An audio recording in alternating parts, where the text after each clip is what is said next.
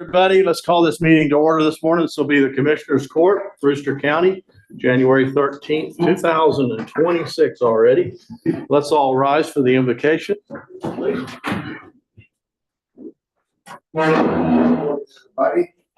Good to have everybody here this morning. It's a privilege. It's an honor to be here. My name is Javier Trevino. I'm pastor at Calvary Church on the Hill on South 118.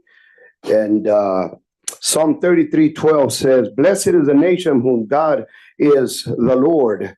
We thank God for this nation, United States of America, that was found on godly principles and morals.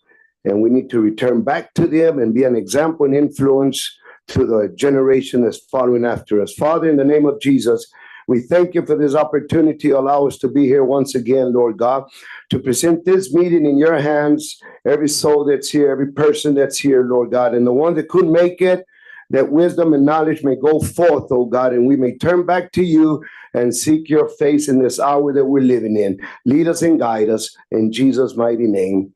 Amen. Amen. Amen. Let me do the pledge and then we'll come back to you. Okay. I pledge allegiance to the flag of the United States of America and to the republic for which it stands, one nation, under God, indivisible, with liberty and justice for all. Honor the Texas flag. I pledge allegiance to Texas, one state, under God, one and indivisible. Thank you, Pastor, for that invocation this morning. Do you have one little thing you wanted to say? I just want to invite everybody out. I know it's still about 3 months out. We're having a rally or a youth rally at Saul Ross State University on April the 25th at 2 o'clock. So everybody's invited to the community. And we got churches from everywhere and trying to impact our next generation. Thank you. God bless you. Thank you. Thank you very much. James, he's the fellow that can help us fix that gate at your fire station. Oh, nice. Okay. Just a side note. Got a pastor, a gate fixer. He does whatever. Okay, I'll take number 4, review, discuss, take action to approve the previous minutes from the last Commissioner's Court meeting, which seemed like about 12 years ago, almost a month. We haven't met since last year. I know. I move we accept them as presented. See no changes. I'll second. Motion and a second to approve the minutes from December the 16th. Discussion. All right, all in favor say aye. Aye. Any opposed? All right, that's that one done. Let's do any number 5, public comments this morning. Any public comments for us? And all criticisms go to Sarah. Compliments come to the county judge. All right, takes care of that. Number 7, report from the city of Alpine. Mr. Stevens. Yep, long time no see. It has been.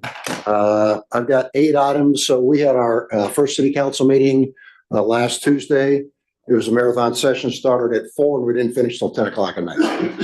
So we could probably learn a few lessons from you all about how to run an efficient meeting. I'm not going to know that. We just had lots of work going Take a through. razor to your meat.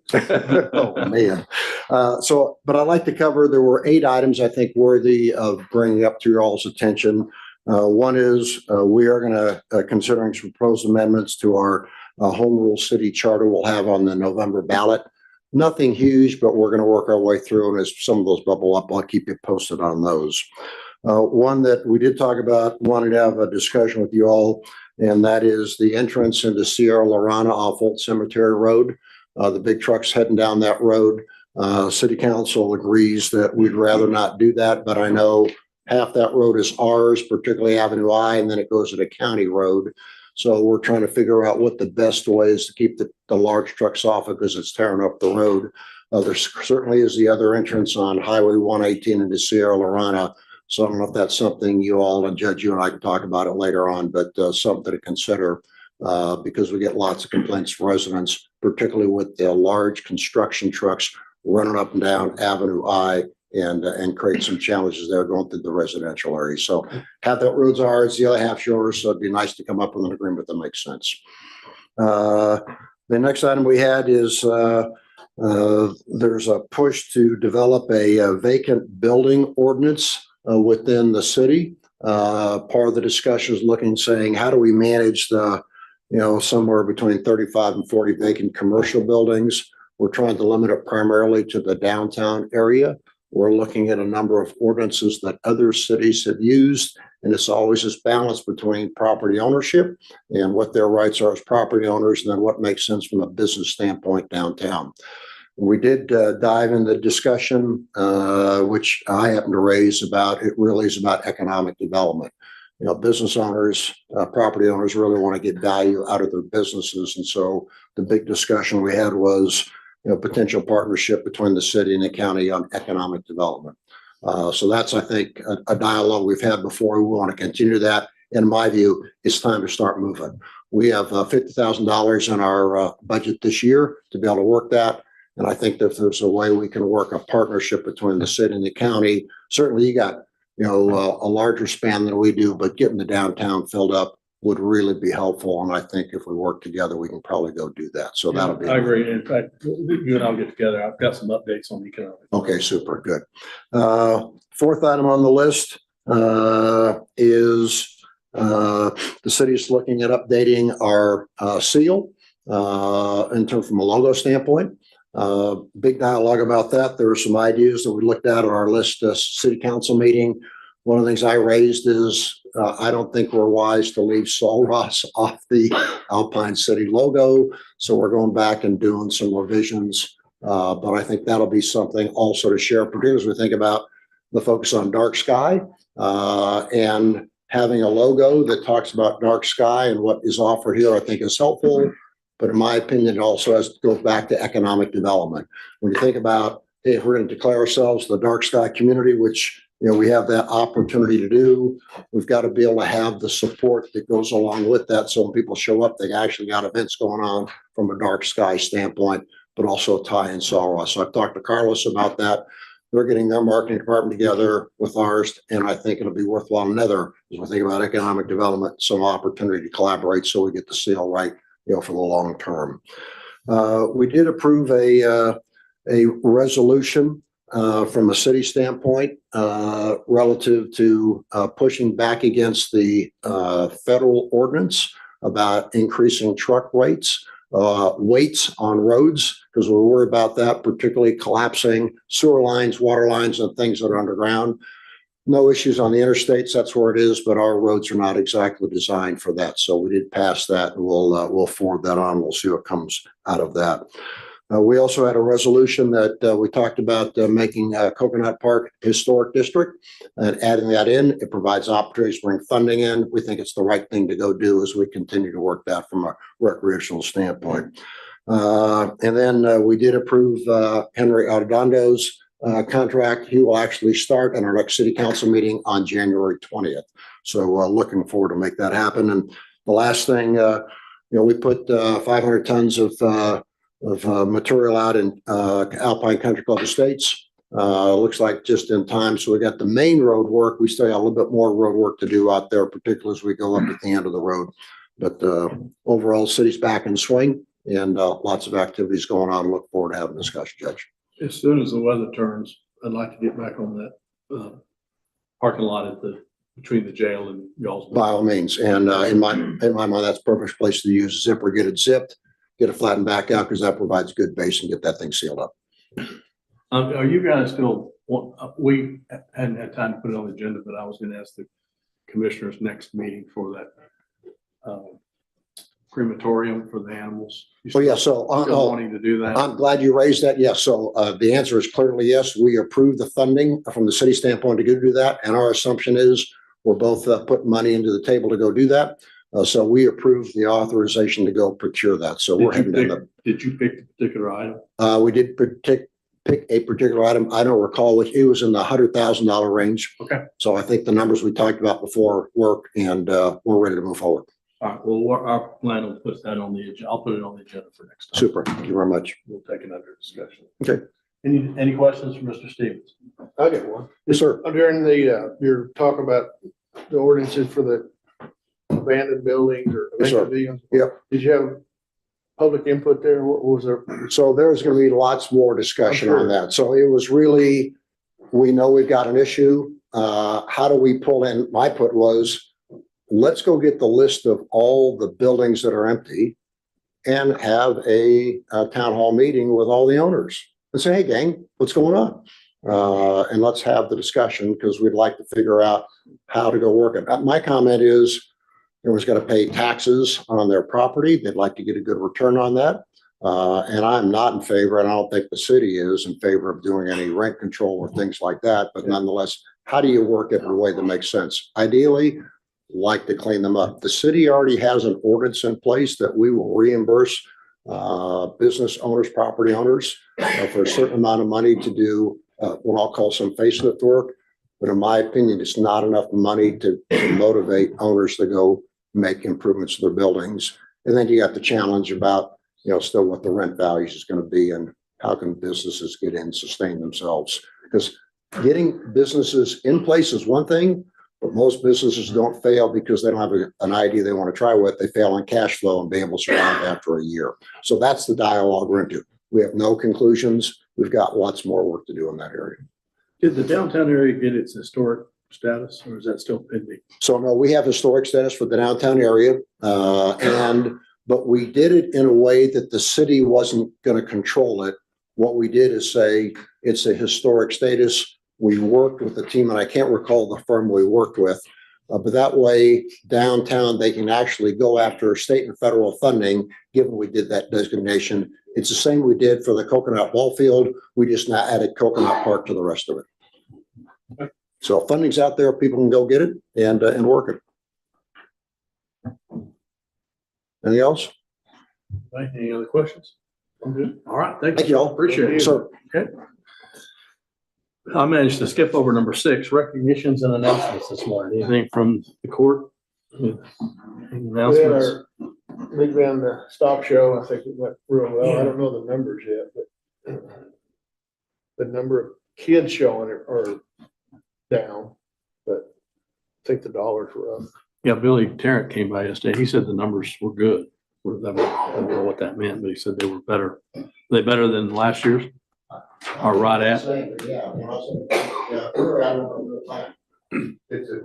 still adding the add-on. Yeah, the add-ons are coming. Yeah. Good. All right, anything, Jim, anything on your end? No, sir. How about Terlingua, South County? We got rain. Yeah. What's that? Oh, I got, what is that funny wet stuff coming out of the sky? Yeah, we got almost an inch at my house. nice. Good. Excellent. Very happy about that. And you got new chairs and tables at the community We center. do, yes, and I And heard new cart. the cart's been put together too. I need to check it out. I haven't seen it yet. That's good. All right. Okay, if nothing else, we'll move on to number 8, county judge reports. All right, just got a couple of things. If you'll go to number 8A, there's a generator report, nothing really to speak of. I think the best thing we did last year was to put our generators under quarterly inspections. So they're all running and everything's checked out and the batteries aren't dead and it's cold weather and they'll start and there's not bird nests in them and all that sort of thing. So if anybody has any questions about that, I just want to let you guys know each quarter these generators. The only one we have a little bit of an issue with is the one at the community center. It's been giving us a little bit of fits about startup.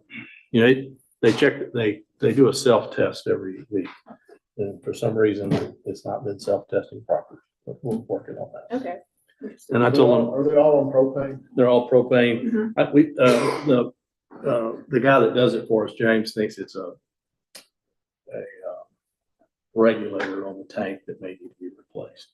But I told him that was priority because it runs the clinic. And we don't want the clinic to be down when power's out. So Yeah, that one's had issues in the past, so I'm not surprised. that one's our only sort of problem child. Other than that, it's okay. Any questions about the generator inspection? All right, number 8B is in Bravo. Review, discuss, and take action to approve up to $10,000 from the LATCF funds for the purpose of completing our countywide organization of archive files. So we're at the kind of the 5-yard line of getting our files organized since we are classified now as a hoarding county. So the way we operate is we're too scared to throw files away, so we save everything. And so the archives folks from Austin have contacted me and said, hey, you guys don't have to save everything. There's some rules and regulations about that. So I'm really asking all the elected officials to take, each elected official is responsible for taking charge of their own record retention schedule. But to the extent that they need storage, we've got it now downstairs. I'd like to finish that. This was under the ARPA money. It kind of went away and now it's under the LATCF. I'd like to allocate some money to finish this. I've got somebody hired on a contract basis that'll come and help get all this cleaned up. Maybe there's a little money, I think maybe getting a commercial shredder and then having a system that's set up that says, okay, we have a place for your files. You decide what you want to get rid of and what you want to get rid of, we can shred for you. So I think that's, frankly, I think it's a lot cheaper than going to outside vendors.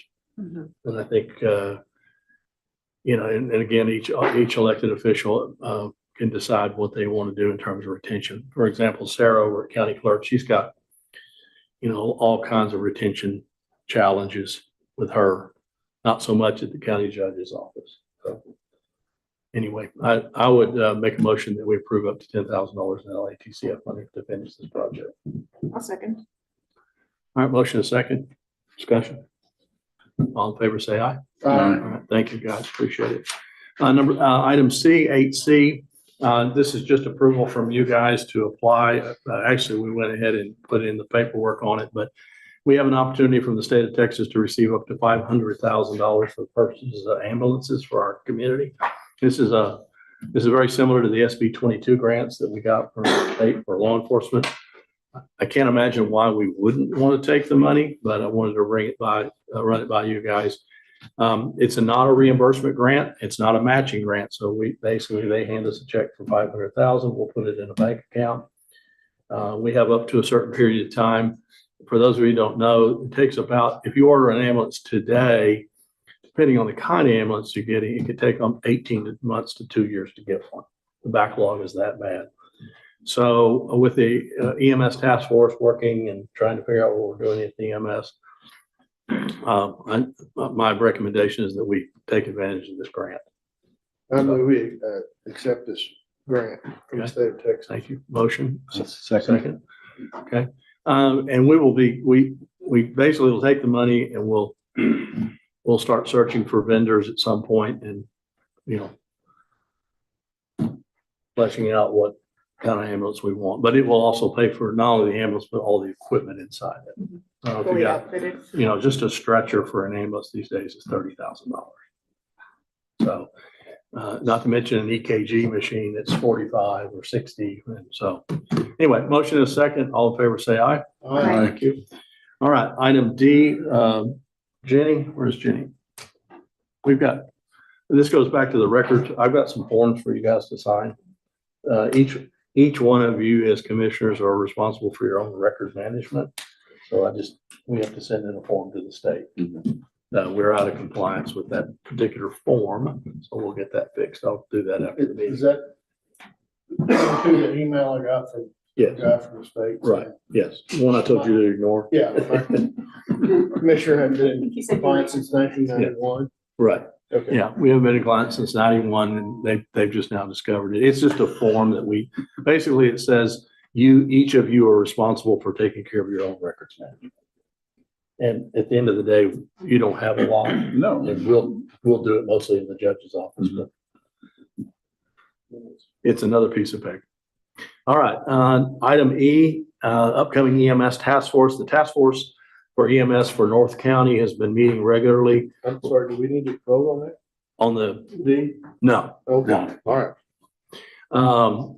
It's just discussion Sure, only. sure. Yeah. The EMS task force has been meeting pretty regularly. We're moving along very nicely with some ideas about how to continue to provide EMS services. I think a couple of things are important. One, we're going to provide EMS services to North County. That's not going to change. So in a public hearing, I'll make a statement that we're not going to get rid of EMS. Question is, what is it going to look like? And I've asked the task force to do three things. One, what do we want our EMS to look like? Two, what is it going to cost us? And three, what's the organizational structure that we want to get done? And so we've got a great group of people that are working on it with a number of different ideas that we're prepared. I think by March 1st, we should be into the city council and to the commissioners court on another joint meeting with our recommendation, somewhere Marchish, early Marchish. Pretty excited about the enthusiasm I've seen from everybody. Having said that, there are three town hall meetings this month on the 21st of January at the Civic Center, on the 21st at Alpine Civic Center, on the 26th at Sol Ross at their Student Center, and then on the 31st in Marathon at their community center. All of them start at 6 p.m. So I'd ask the public to please come. We're going to do a little discussion about what EMS is, how it's funded, the cost of running EMS, and we really would love to have the public's thoughts on any ideas that they might have. Has Emergent Air given you any idea of how long they're? Yeah, so Emergent Air has come back. We've gone back to them and said, even though your contract, well, first of all, their contract expires technically May of this year, but they have a 1-year extension if the city and the county so choose. Mhm. We've gone back to them and said, will you stay beyond May? Because we don't think we'll get this done formally by May. They said yes. So we're okay. I think they want us to be working for a solution. Mhm. I don't think they want us just to be doing nothing, Right. but they are not in any way, they've been very supportive, and they're not just going to run off and abandon the northern part of the county. So I think we're going to be okay there. Any questions about EMS or task force? I would highly encourage my commissioners to attend if we can. If I need to post it, I'll post it as a public meeting so that you guys can attend it. It'll be a workshop. Ms. Stevens, I'd ask that anybody from the council. Or I'll set and talk about it at the city council meeting. I think also. Okay, very important topic. And it really comes down to, imagine this, money. It's all about money. And so we really want y'all's thoughts on, on looking at the cost associated with. I mean, my personal opinion is that we want a first-class EMS. Well-trained staff, people who can make a good living wage with good equipment. So that when I'm having those chest pains, I got a paramedic who knows what they're doing. I don't know about y'all, but anyway, okay. Any other thoughts on that? All right, let's do number 9, review, discuss, and take possible action regarding the application for the Matthews subdivision. County Clerk, you have some stuff for us. Mary, come on up and introduce. You got both of you introduce yourself, please, and then we've got your big maps here. Yeah, I'm Mary Matthews. Matt Matthews. Okay. If I can just, can we please change the agenda item? It's not Matthew's flat. Yeah. It needs to be big flat, like 1, 2, 3, 4, 5. Carrying the range. Okay, all right, we can do that.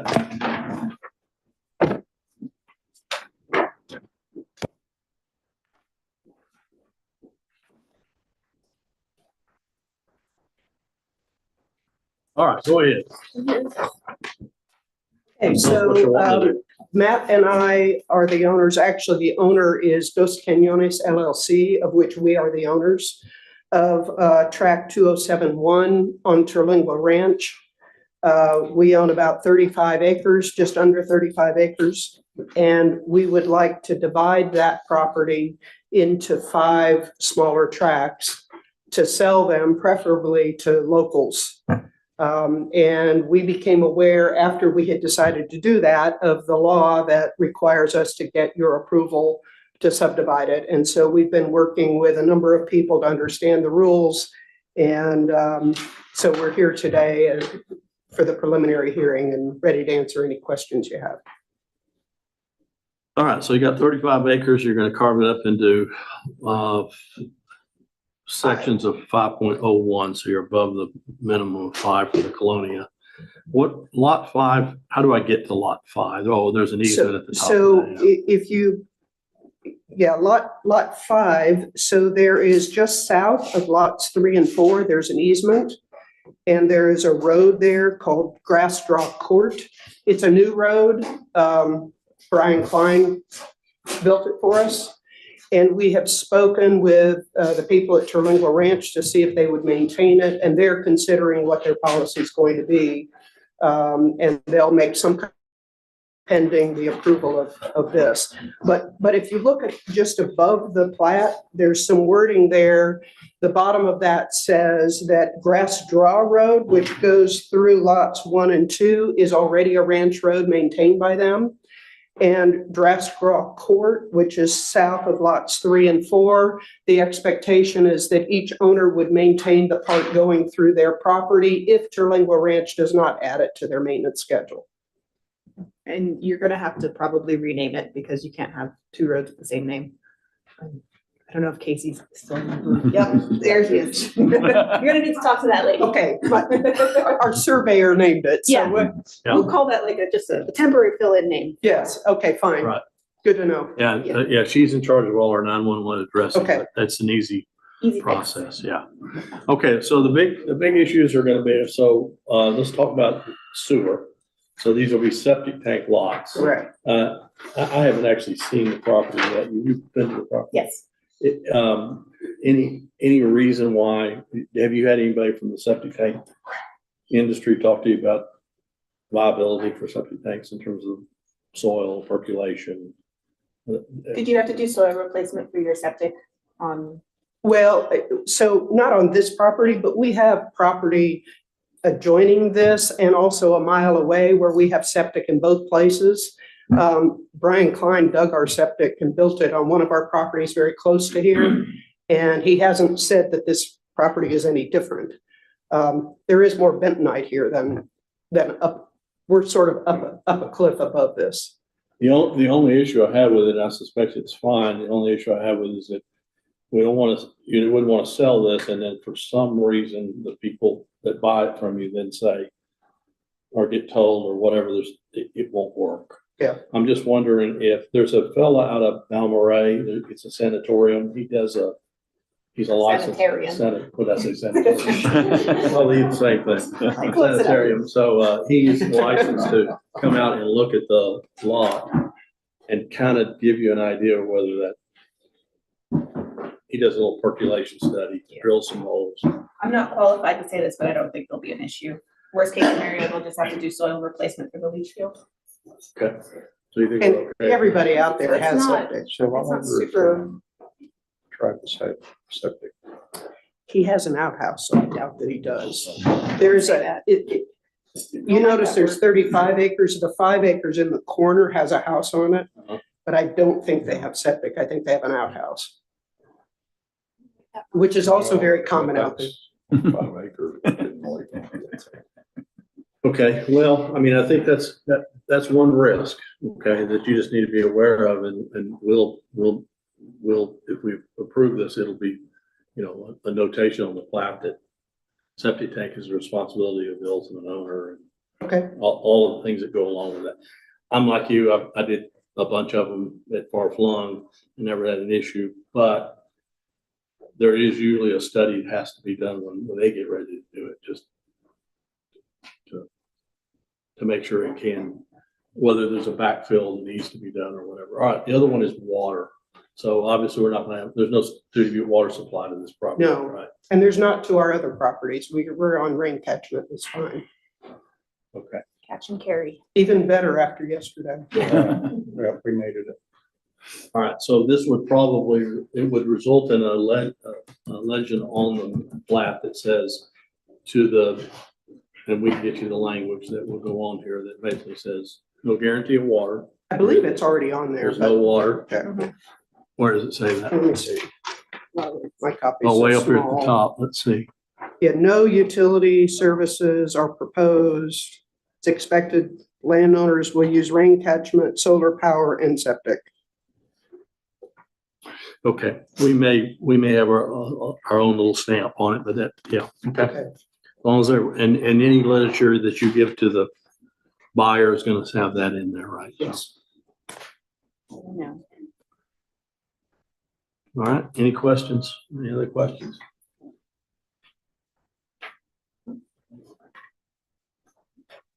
Sir, you know right where this is, right? I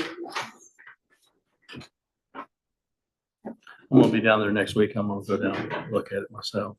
I don't foresee there being any problems with septic or access, as long as you, I mean, you've already thought of the issue of making sure everybody knows if Turlinger Ranch does not take the road in, then they are gonna be responsible for maintaining it themselves. 30-foot wide easement is pretty standard out there. That's what the existing roads are. And power, horsepower. The nearest power line is. You can't see it. It's not that close. This isn't far from South County Road, but you'd have to get easements from other property owners, and the people around there don't have power. It's very common in the area to use solar. You access it by going past LaFever Lane and then turning left. Yes. Correct. Doubling back. Left on Grass Draw. There's a somewhat abandoned fifth wheel right there on the left. I remember when it blew over. And it's, yeah, and there's a street sign there. It's restaurant. Okay, cool. Yeah, we also have Saltgrass Draw in the same area. I'm surprised. That's another question for Casey. Do you all have some sort of, are you gonna have a little sales brochure or a little one page? that will- We use Sky Ferris. I'm sure she'll do something. Yeah, just something that you can show that, hey, yeah, the buyer did get this.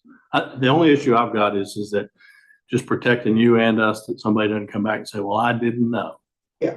I wasn't told.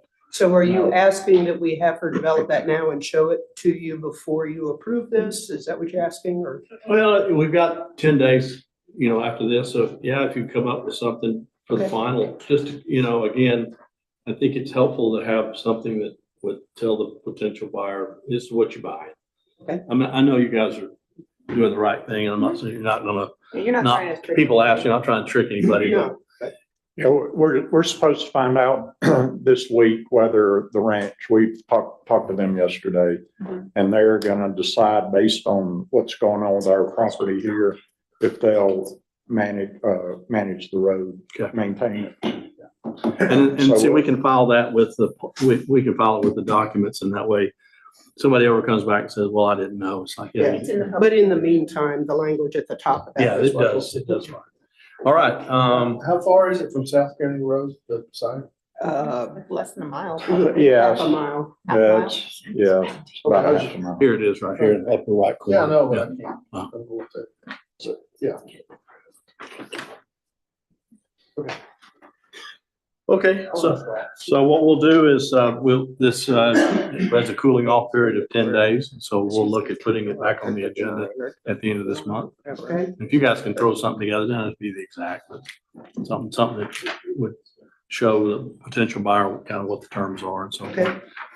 Then I think we'll take it under final advisement in 2 weeks. Did you have a name for that Balmore guy? Oh, I know it. Oh, Yeah, what is his name? I'll get it for you. I'm sorry, I don't have it off the top of my head. I knew it. But at this point, all you need from us in the next 10 days is sort of a sales brochure. Yep, just something, just a one pager or something Got it. that you would hand out to a potential buyer that would kind of spell out all of the risks associated with buying a piece of property in the desert. Okay. I'm not too worried about a local buying it. It's more that person from Houston that shows up Right. and doesn't understand the lingo.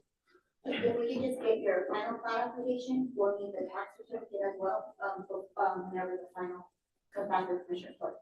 That the taxes have been paid. We can just certificate with it, yeah. the file. Yeah. So you need the final application. Yeah, and you probably need to get with Casey on the 911 side. Yeah, actually, before it can be filed, you have to figure out that name for the new roadway before it can be filed. Because once it's filed, then I have to adopt that name. And from what it sounds like, it matches the other road name. We can't go with matching it. So I've got my card here. Yes, yes. And we need Before to, you file, we have to do that first. okay, I assume we need to get the surveyor to change the name on the, Yes, yeah, that'd be fine. And if we need to push it into early February, we can do that. So yeah.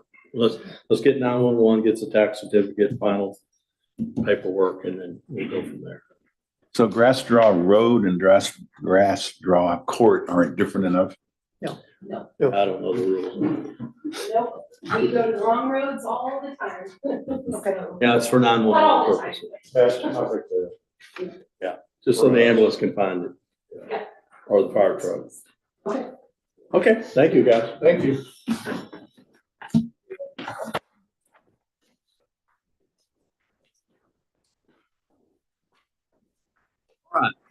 Number 10 is the review, discuss, and take action to approve a replat of 11.7 acres within Los Montañas or Montañas subdivision. And you know what, y'all can look at this big one, but it's on, you have a map. So Mr. Warren has asked, they've asked to just to replat this. He's picked up a number of those Smaller pieces. smaller pieces, because he's building a house on that 11 acres, and I suspect that he just wanted a little space between the other ones. It does not affect the subdivision, does not affect the roads to the subdivision. Really, there is no other change. Effectively, what he did is he just bought a couple of lots, and they want to replat it into one 11-acre lot.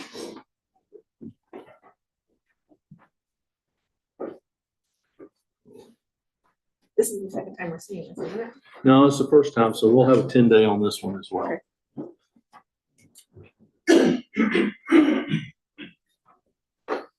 Surveyor had fun doing that.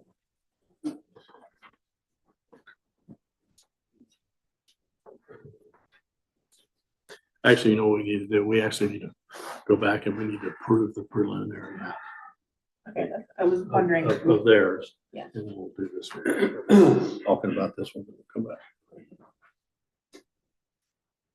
Any questions on this?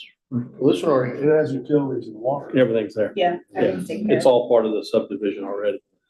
Is that, are those septic systems there? Yes. Yeah.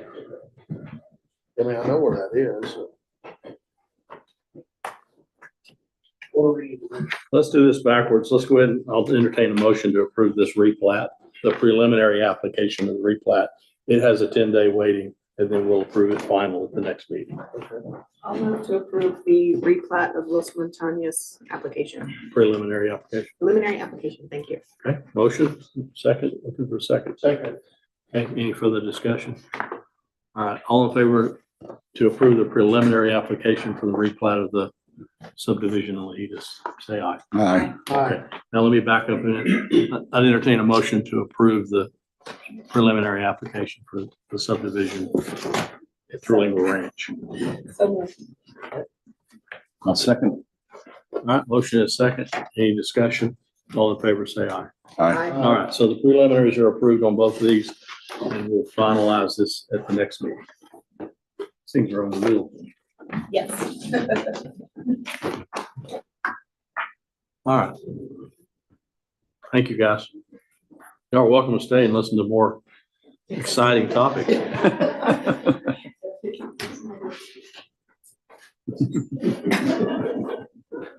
All right, thank you all. All right, number 11, review, discuss, and take possible action on the ESD appointment. So ESD number 1, which is our Emergency Services District in South County, has several appointments that need to be made. Jeanette Hall, Kristen Oren, and Linda Walker are all up for renomination as directors. All of them are wish to continue to serve. Done a great job for us down there.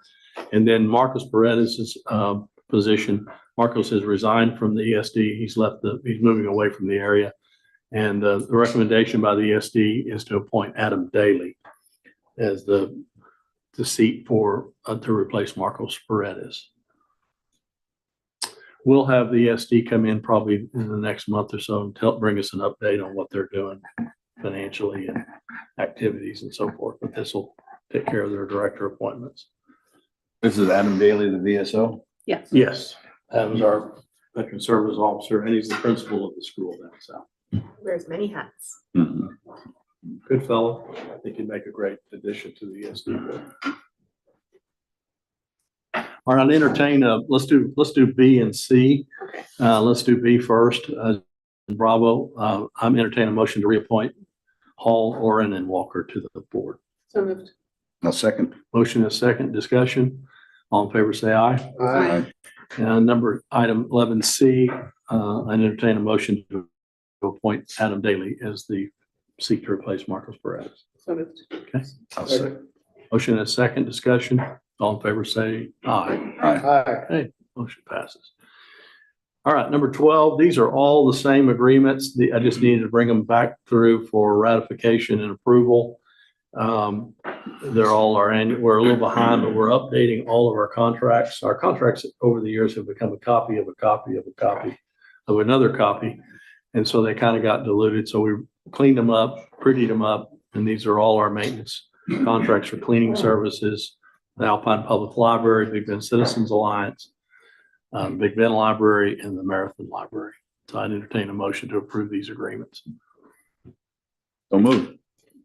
All right, motion, any I'll second? second. Motion and second, discussion.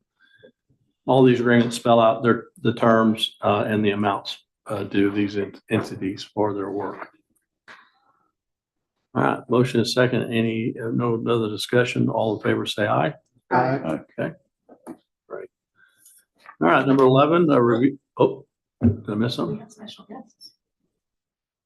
Devices are here to present for the library. Oh, okay. My apologies. I'm I trying. wasn't gonna stop you from approving the contract first. Well, we gotta listen to them talk first and maybe we might. approved it, we're done. Bring us up to date. Thank you. All right, thank you. For those who don't know, I am Dale Weiss, my wife Allison Weiss. We are volunteers at the Big Bend Library. We're also part of the Big Bend Community Alliance, which is the 501c3 organization, been around 20 years that the library is on with a lot of other things. We're here for an update. Thanks for that. Bottom line is, as South County continues to grow, and we don't need to, we can go back up on the slide. We don't need it yet. They're just show and tell later. But as South County continues to grow, so does the library. We're doing really well with everything we're doing with outreach and the like. So we'll give you a quick update on that. And so a few things to consider. We'll give you the story behind the numbers today. A couple of numbers is 357 and 150,000. That's for later. We'll talk about some of our outreach. We'll give you a quick update on the budget of 25 and 26, and also a 4-year consideration to plant a little seed. So story behind the numbers. Here's our library card. We have 357 people in the area that now have a library card. Argue what you may about what the population of South County is. It's a pretty good number. When I was here a few months ago, I think it was about 250. So it is growing, and the numbers are growing based on the outreach that we're doing. Some other numbers. We've given away about 1,000 books since we began. You might say, well, a library is supposed to check out books. So Library of Things, we have about 2,000 or 3,000 books in our collection that we are cataloging in a warehouse. We have a toy hauler right now that holds 300 books. So we have all those, but people keep donating. And there's a lot of books that don't necessarily can put into a library. So we give them away, and people come, we say free at our tables, and they come and they take books.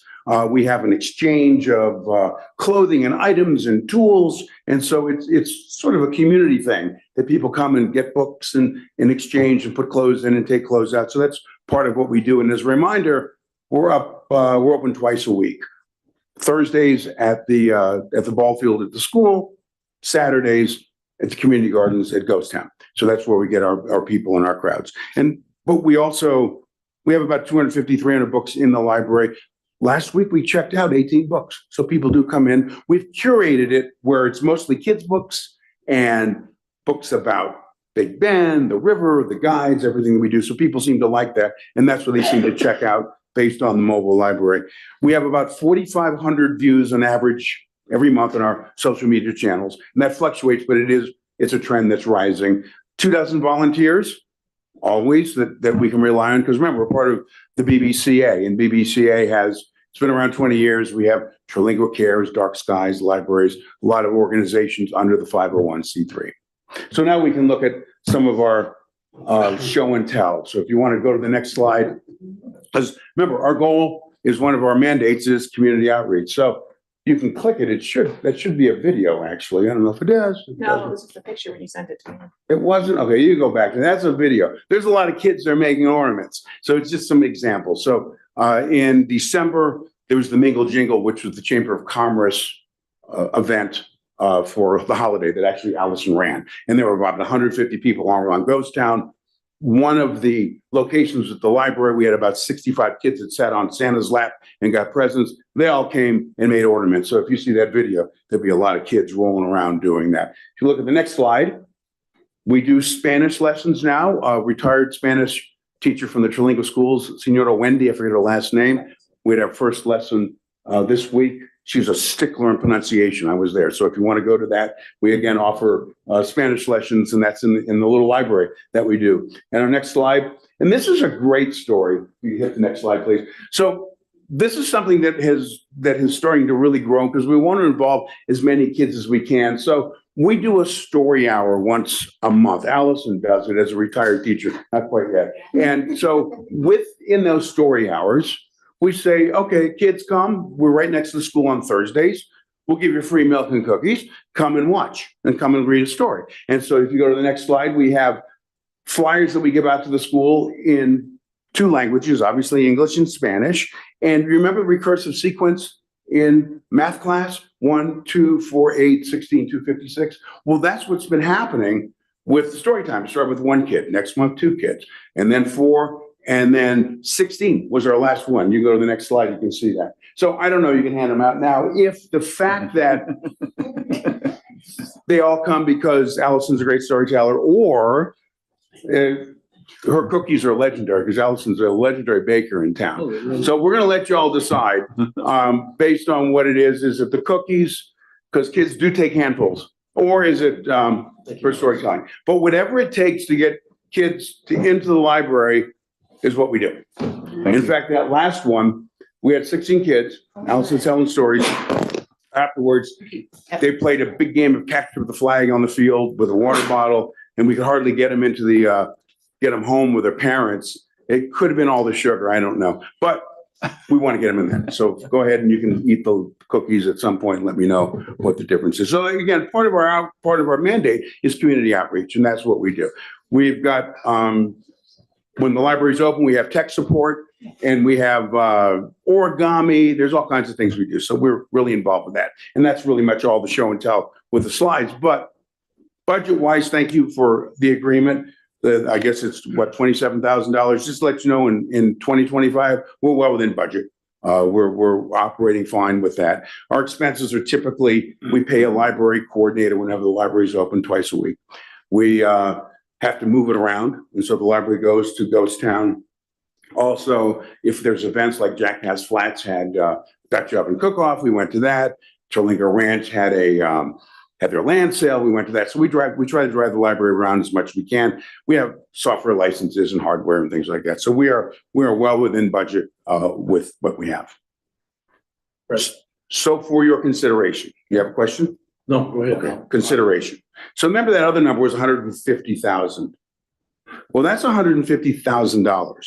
And that number means that we have the ability at your discretion one day, if you believe that, and we do, that this library has created a proof of concept and there's a need for it, that for $150,000 and in 90 days, we can have a library of things ready to go, turnkey. And there's companies out there that do prefab buildings. One of them is actually Ramtech, and they might even be on the county list because they've created buildings for the school. And it comes in libraries like manufactured home with the shelving, with the electric, everything done. You plop the library down and it goes. Big Bend Community, the BBCA, we have the Canyon View Community Park. That's the 11 acres that the BBCA has owned for 20 years. That's where the library lives now, the toy hauler. We have infrastructure, we have power, we have septic, we have electric, we have everything we need if a decision is ever reached to have a permanent library. And maybe we know budget's coming up, discussions in April, May. We have a full business plan. We're happy to have a workshop discussion based on moving forward if we can have a full library that can really achieve the goals of what we want. So that's what I have to say. That's our update. Bottom line, we're doing really well. We're growing. And maybe one day we can talk about what the next steps would be. Does 150 get you the whole thing, or is that just a piece of it? That's it. That's the whole thing. And even get your porch too, with what it is. We have local builders come in, and we have a plan that discussed that about a year ago. We have a business plan for it. Is Big Bend Library part of the Citizens Alliance? Yes, it's a project So under the so BBCA. Citizens Alliance is probably is the umbrella for We don't like the word umbrella, but yes. that. But, and do you have those numbers broken out by division? Yeah. Or by- Every project has its own So- sub-account within the BBCA's main accounting books. And those records are available upon request anytime you want, anytime anybody wants to look at them. They're fully transparent, yeah. Okay. Would you envision that that would be separated at some point, the library, if you ended up with a physical facility? I would never rule it out. Yeah. Part of the conversation, definitely.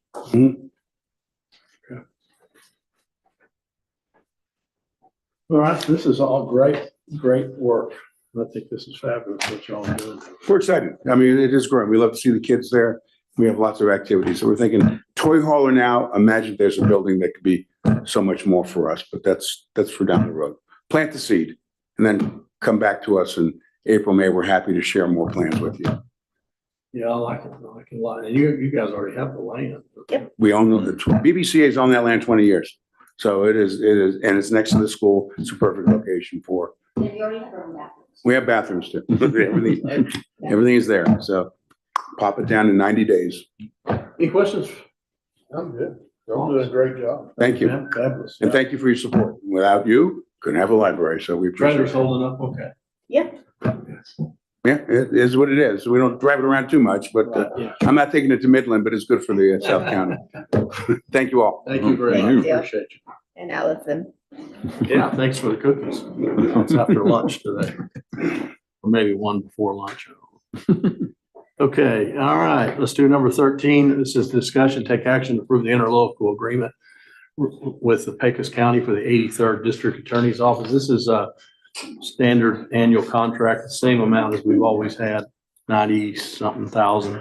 I just need approval for the interlocal agreement to give it back to Pecos County. They're the fiscal agent on this. You're happy with their fiscal responsibility? Yeah, they've done fine. They sent us an invoice. Is it the same Yes. contribution amount? Can we get a copy of that signed agreement? Can you get it? You, once I sign it, you will, yep. I'll move to approve the interlocal agreement. I'll second. All right, motion and a second. All in favor, say aye. Aye. Okay. All right, number 14, let's talk about enterprise fleet management. So just to give a little background, if you guys will go to 14, and then there's a little chart in there. Let's see if we can find it here.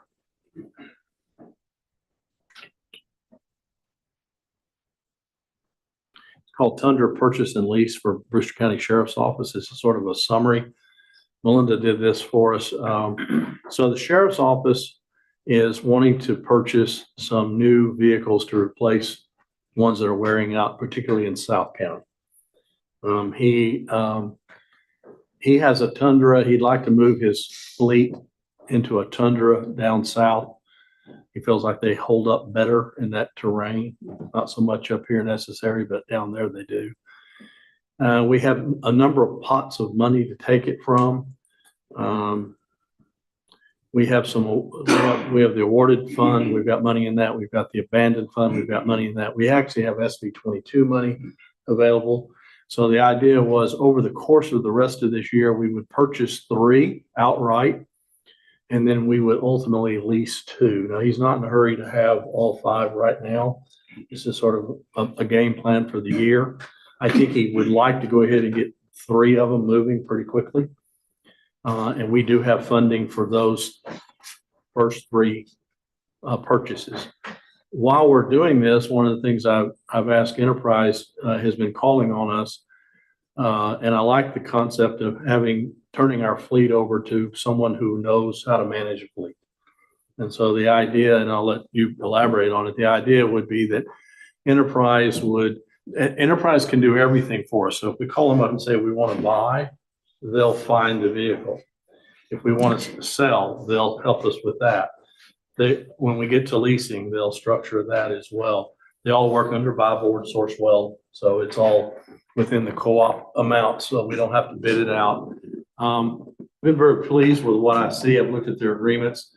The fees are nominal. If we lease, there's an interest rate, and I think it's treasury bills, something. But we're not leasing yet. We'll come back when we get to that point. But what I really like about it is they'll be able to give us sort of a, here's your fleet. Here's when your fleet's coming off. Here's when we think you should be moving your fleet offline. So helping us manage it so we don't just drive them till the wheels fall off. There is a point at which it makes sense to get rid of that vehicle. And then the idea is that you sell those vehicles, you take your equity and you plow it right back into your next vehicle. And so these guys are in the market. They're negotiating with manufacturers.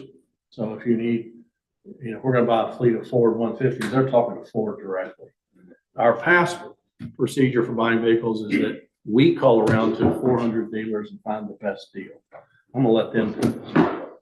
There's a fee. It's $495 or something to move a vehicle so they're not, they're not going to do it for free, but there's a nominal fee for us to buy and sell a vehicle.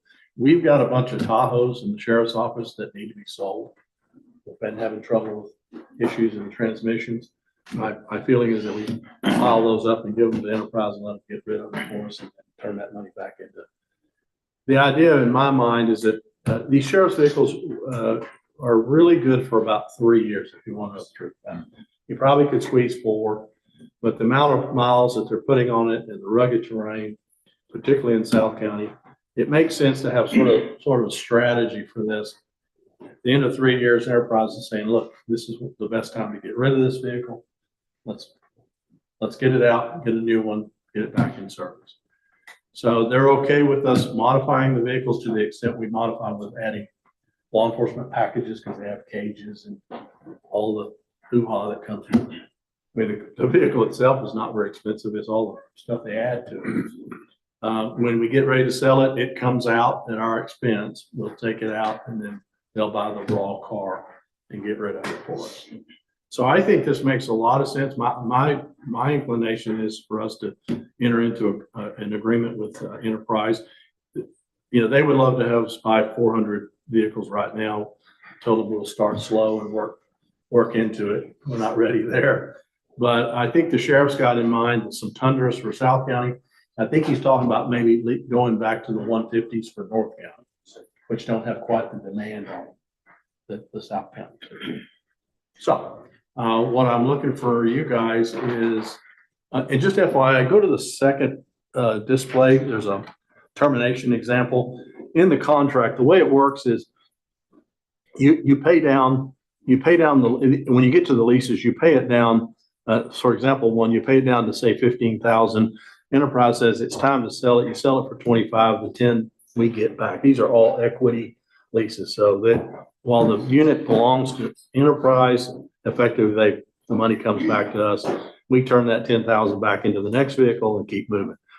If you keep it too long, you could end up with a difference. You could end up with a negative and you would actually owe the money, but that's their job, is to keep us out of having to owe you money, right? Sir. So that, I like that, and it takes it off of us to have to manage. So after looking at all this, I think it makes a lot of sense to go to a fleet management. What specific Toyota or Tundras were you looking at? It's not unfortunately, you got to almost take what you can get. We're in a weird cycle right now. Yes, sir. Yeah. And so our factory ordering window has closed. We reach allocations. We'll go out there and find the best price for you all. From what I've read, these are your base level 4x4 trucks. They're not fully loaded. That's our Right. Yeah, but I mean, four-door, the extended cab or the double cab or It's a double cab. Yeah. The full 4 doors. The key is to catch them, to really try to buy during the negotiation with the manufacturer. So we missed that window. We really should have been here in the fall with this.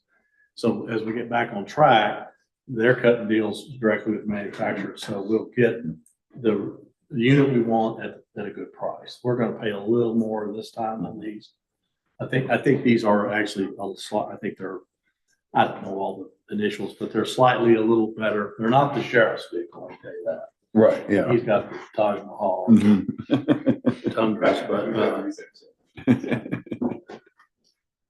Anyway, I'd entertain, any questions? Thoughts? So we're purchasing three? Do you sell to, or you work with sheriff's departments all over the country, or Absolutely, yeah. So I'll introduce or law myself. enforcement or whatever? Yeah, my name's Billy Delacus. I've been with Enterprise for 15 years, and I've managed fleets for all that time. You know, I've currently work with the city of Alpine, Big Bend Telephone Company. I'm managing their fleets currently, so I'm no stranger to Alpine and all the Brewster County stuff here. But yeah, if you, we let me give your question here. Do you deal with Oh yeah, law 10,000 enforcement Oh yeah. all the time? Okay. 10,000 agency or government agencies across the U.S. So we're very familiar with Sourcewell and what comes with that. You've seen the pretty, nice new police vehicles that the city of Alpine is utilizing. I assisted them with acquiring those and upfitting them to their specs. And so what Enterprise does, they were 70 years, family-owned company, but we take your fleet and we streamline it, make everything as simple as possible for you all. You tell us what you're looking for. We identify the ideal time to replace, but we upfit it the way that you're looking to do. And then when the time's right, when the market's hot, the vehicle's ready to go, we will assist with the resale of that and getting the optimal top dollar for you guys and rolling that into your next round of vehicles. Bonnie, this applies to Road and Bridge as well. As your fleet comes up, we'll be moving it out under this. So this will apply to all county vehicles. James too? Okay. James as well. It'll predominantly be law enforcement because we don't have that many outside that. You have a lot of idle time. I mean, idle. Yes, sir. Yeah, it would. Not idle, but idle. Yeah, absolutely. Yeah, you don't put a blanket coverage over law enforcement vehicles. You don't look at it the same way that you would a vehicle that maybe is working in the city doing, routes or things like that. And so you may have 60,000 miles for that. The engine hours on that is a lot higher. And so, yeah, we would look to replace those a lot sooner than you would your average fleet vehicle. Yeah, like we may do 3 years for sheriff's vehicles, but we may go 4. Absolutely. Or a little longer for our just plain old.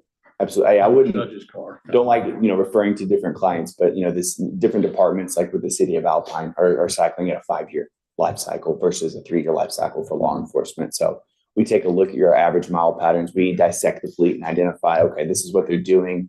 There's an algorithm that we can place in for your law enforcement vehicles that looks a little bit different when it comes to that. But yeah, we look at it, every vehicle as an asset to you guys and identify when to replace it. Now, there's things that we have to do on our end. We have to maintain the vehicle. So getting it oil changed and sir. The sheriff's office is real good about that because they can't have a down vehicle. So they're good about that. These things do have mileage limits, but I think we've capped it at 33,000 a year, which is 3 years. Well in excess of what they're running now. So we're if we ran a vehicle 75,000 miles a year, then we'd be underwater. Yes, sir. So we've hedged ourselves on the mileage side Absolutely. Based on what these guys are running. So they're running about 25,000 miles a year on their vehicles. We're going to set it at about 33, which gives us some room. But we'll learn as we go. Too. Absolutely. Good question. Any others? I have a question. In regards to if the Road and Bridge Department needs 1 or 2 vehicles, do you supply half-ton flatbeds, 3/4 ton flatbeds? Absolutely. Yes, sir. Yeah, I would meet with you on an individual basis and identify what works for your fleet. Probably some of the equipment you have on your vehicles now, you could probably recycle and put on another, and so we could look at doing some bed swaps, which would then cut down on the new vehicle cost or whatever it may be. So the aftermarket equipment, price of vehicles, maintenance, it's all going up. So what Enterprise does is we try to reduce your total cost of ownership and think of ways outside the box that we could facilitate your county's needs. But yes, absolutely. Yeah. And I work with companies all the time that, we go out and we can acquire it or we factory order it. We take the bed off of it. We go find the bed and we slap it on and we save you some money that way too. But we would handle everything from start to finish for you. So when the vehicle arrives to Brewster County, it's turnkey ready to go for you all. Anything related to law enforcement stuff like radios and cages and so forth we would buy that as part of the package, and they usually will install that with our vendor here. Sure. They'll deliver the vehicle. David Lewis, for example, would put that stuff in and then deliver it to the Yes, yeah. City of Alpine does something a little bit different, but yes, yeah, we would order the vehicle, upfit it to the way that you guys were looking at, and then whatever equipment you want to put in it, we can. And if we're leasing the whole package. So we're leasing everything that goes with it. Yeah, it'd be capped into your lease. So it's one cost. For the Although you vehicle, don't have not- to do it that way. Right. You don't have to, no, sir. If you want to do that on your own. So we're not at the lease point yet. We will be probably in the summertime. But my proposal today is to use the 3 pots of money that we have available to purchase the first 3 Tundras. And then we'll be back into court when we actually sign a lease agreement. We're going to sign a master agreement with Enterprise to engage them as our fleet manager. Mhm. But we'll come back in when we talk specifics on leases. So everybody 100%. understands it. Yes, sir. So these will be 2025 models? These, I believe the ones that we're acquiring, these first 3 would be Yeah. 2025, but model year 2026 will start to land. I talked to a Toyota rep actually yesterday on my way out here, and you're starting to see your first, allotment of those 2026s on the dealership side. The leases will probably be 26s. Absolutely. At that point. And Yes, sir. 25s will be what we do now.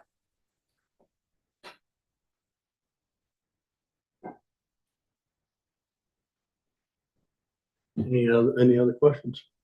I know they need vehicles, so. Yeah. It's the best way to go. I mean, we're never gonna not need vehicles.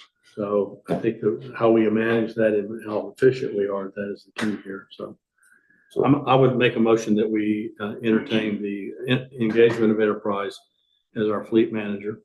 And the approval of the 3 Tundras out of the 3 sources of funds that we have on hand now.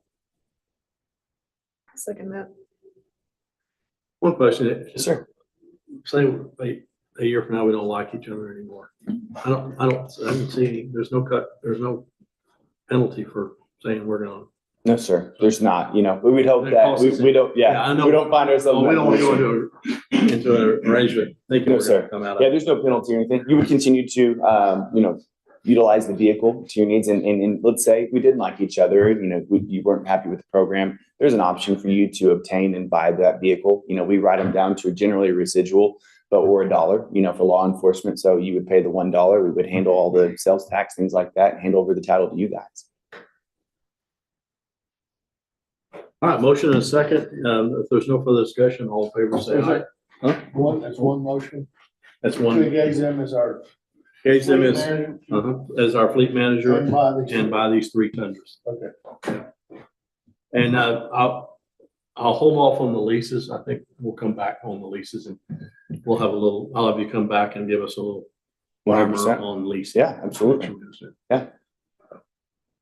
All right, motion and second. No other discussion. All in favor, say aye. Aye. All right, very good. I have one more thing. We work with our communities. I'm hearing about 501(c)(3)s. I got a chance to spend the last 24 hours in the city, and we partner with our organizations in writing grants and foundations, and we're in that time frame right now. So if there's a 501(c)(3) that's important to you guys, I'm going to hand my business card out to you. There you go. But it's free money, right? And it's something that we like to do to give back to the communities that give so much to us. And so I've written some already for the city, but I would love to do some for the county as well. I know a library that sure. I heard it. I was going to hand the business card out, but no, I appreciate you guys and your time today. But I'll hand out the cards and would love to. Yeah. Thank you. Yeah, absolutely. Well, Thank you guys for this. I'm one card short here. But yeah, if you also Thank have you. any other further questions. You're going to be our account rep. Yeah, you may be. Where are you stationed? I live in Lubbock, Texas. Oh, Lubbock. Yes, sir. Yeah, so I drove out here yesterday. I had a couple clients that hit on the way that I deal with the city and big telecom companies. So I'm pretty happy on that. Good. Thank you guys. Thank you very much. Appreciate you. Appreciate y'all. I like it. I like it. I'm just out of my wheelhouse. You're giving me the Sarah frown. That's just me being confused and not knowing what's going on. But I only buy used vehicles personally, so this is not something I have any personal experience with, but I can teach myself YouTube videos. All right, number 15, let's do the review, discuss, and declare that following items as salvage. There's photos and all this. All right, back to the hoarding county and how we like to hoard files. We also hoard junk. A lot of this is just simply junk, but here's what the law says. The law says we have to declare all this junk salvage. Then we have to put it on an auction site for 10 days. If it is not sold, and we can put a minimum bid of $1. want to. We probably will for some like what's up on the screen. Yeah. Light fixtures that nobody wants. After 10 days, if it hasn't sold, we have the choice then to throw them away, destroy them. We can always give any of this to a nonprofit that wants our junk without any, we don't have to go to an auction. All you have to do is declare this as salvage. So Jenny and Leah and I went out to our dumping ground, our facilities, and took a lot of pictures. There are some there, for example, item H. Leah, if you can show item H, that's the shelving. We're going to, some of this we're going to put on as a separate item. This is actually some really good antique shelving that we're not going to declare junk. We're going to put a minimum bid on that, try to sell that. But the rest of the stuff, everything from the stove at the jail that we took out that doesn't work to all kinds of stuff. That ice machine didn't work. Ice machine is, and not only doesn't work, but it was built in 1927. So I was scared of the bandsaw. the bandsaw is actually left over when we bought that building. Came with the building. Came with the building, so we're going to get rid of that. None of these are functional. So I guess what I'm asking is approval to declare all these items as salvage. Leah and Jenny will get this on the site today. We'll wait 10 days and I move we put all these items A through J on as salvage and eligible for online auction. I'll second that. motion is second.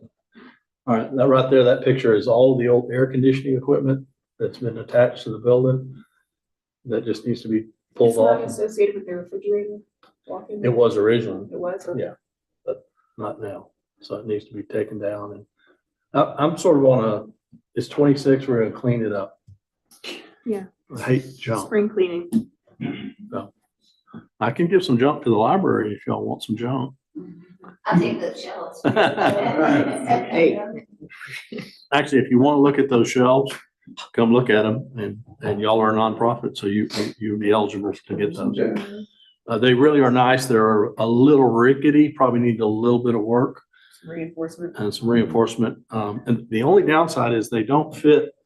I don't know, the books must have been littler back then because they don't fit you can't put a binder in there. No. We're a library of things eventually, so it could be tools, it could be. And you know, our biggest enemy out there is the dust.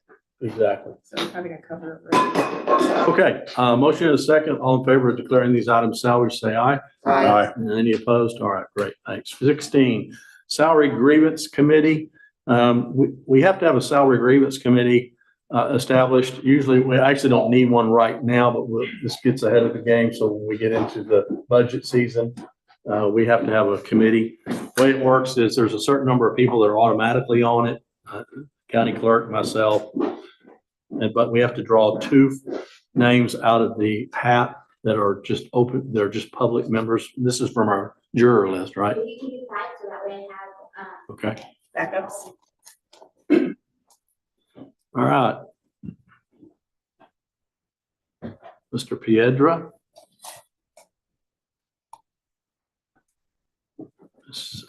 Ms. Tripp. You draw one. You draw one. Mr. Gehan.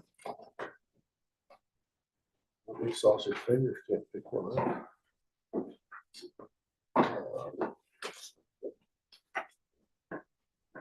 you got? Patricia Moody Hardison. Okay, and you draw one. So we're gonna approve 5 and you'll pick, and the 2 that say yes first, is that how you're gonna do it? no, the order that you picked them in. Oh, okay. Down to 4. Jose Carlos Loya Armendariz.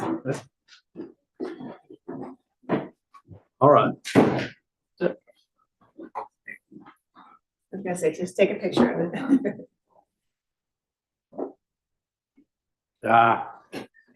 Take it back. Technology. Let me just do it upside down. You upside down? You got it?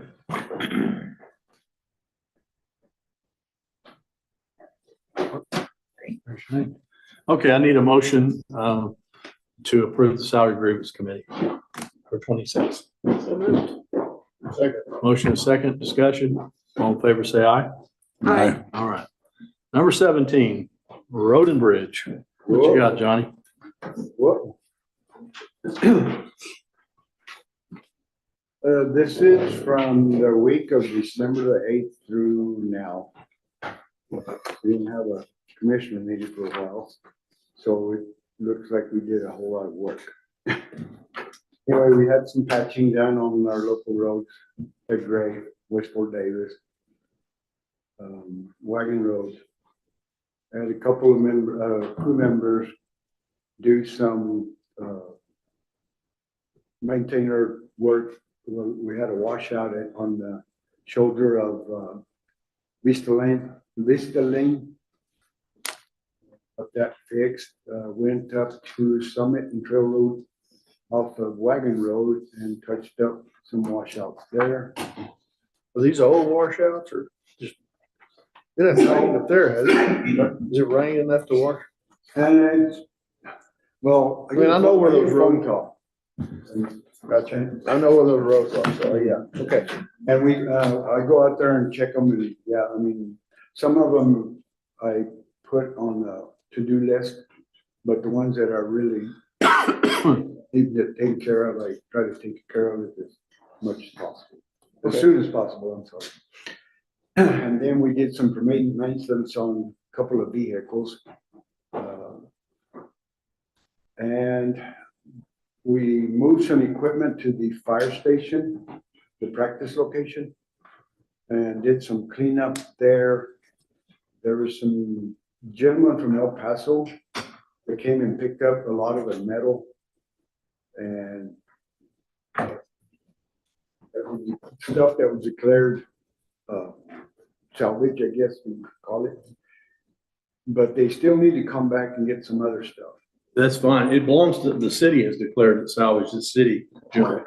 So, but the city has green lighted it. They can haul off any metal they want to haul off. So are we done out there? Well, I was gonna tell you that I would like to maybe get the roller. Weather gets a little better and maybe really roll that all around that fire building, just to pack that dirt or whatever you think is appropriate. Cause then I want to bring in some of that milling that the TxDOT has over in Marfa. I need a letter for that. I sent them a letter. Oh, did you? Yeah. Okay, because I haven't heard from the gentleman or the lady from Lisa. I haven't heard from Lisa from TxDOT. Okay, I'll double check that, but anyway, we got a ton of milling that I think we can use in other places, but the idea would be to put some of that milling on that dirt, so when they pull their fire trucks up, they're not just working in a mud pit. Yes, sir. So the city's letting us do away with their salvage stuff? Okay.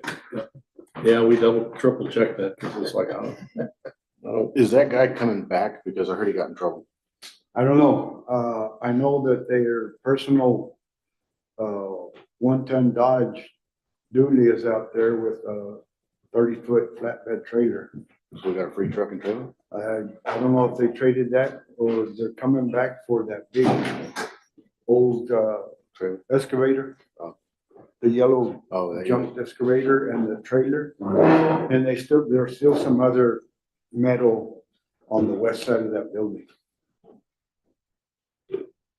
And then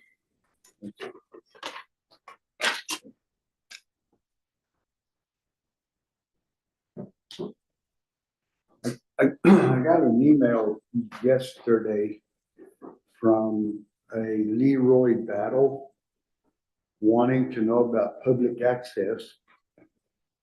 He's with the U.S. Border Patrol sector. And they want to know if they can have access to Jurassic Park Gate. He sent me a map, but I think it's in the Reeves County. I'll have to get this information to Commissioner Ortega, since he's more familiar with the ranches around that area, because they mentioned Stringfellow ranches, and then they sent some other ranches, Y7 Ranch. I mean, these are in our county?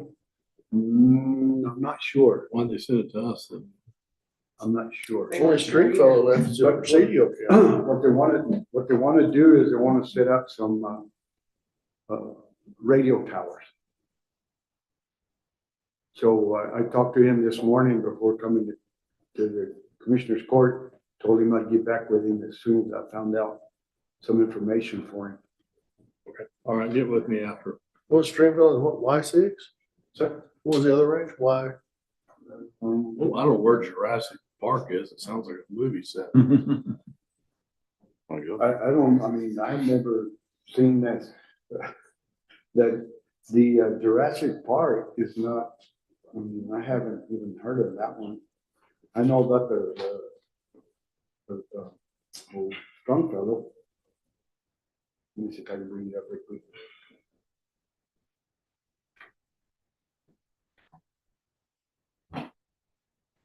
Okay, some of the ranches that they're mentioning are Longfellow Ranch Partners, LP, Y7 Ranches, LT, Cox Coleman Wesley Jr. Then they have another plot, multiple owners. And then they have two plots that belong to the Texas General Land Office. Well, quite frankly, they just need to approach the landowners on this. So, Yeah, and actually, I've been talking to Mr. Diaz, is that who it is? No, I talked to Leroy Battle and Timothy, I can't remember his first name. Because I know they've asked me for shape files on ranches as well. So, in which I have some really proprietary layers for ranches that we're working on, maybe getting that over to them, but I don't carry ownership. That's not. yeah, I mean, they really, at the end of the day, Those sound like they're Sanderson. towards Carroll County. They're definitely east side of Brewster and Yeah. that direction. Yeah, I know especially Cox is the same, and all. yeah. Yeah. Mhm. Well, here's a small print. It says, Sector, Big Bend, Stanton and Sanderson. Yeah, tell them to go back and do their homework, find out what county it's in. All right, and that should be fairly easy to figure out. And then from there, if we need to be involved, we will, but most likely we just need to go find out who owns the property and tell him to go find out who owns the property and talk to him. Okay. We can't cut that deal. No, I told him I'd get back with him, after I found out what I needed to do to help him out on it. Okay. There's no permits. The city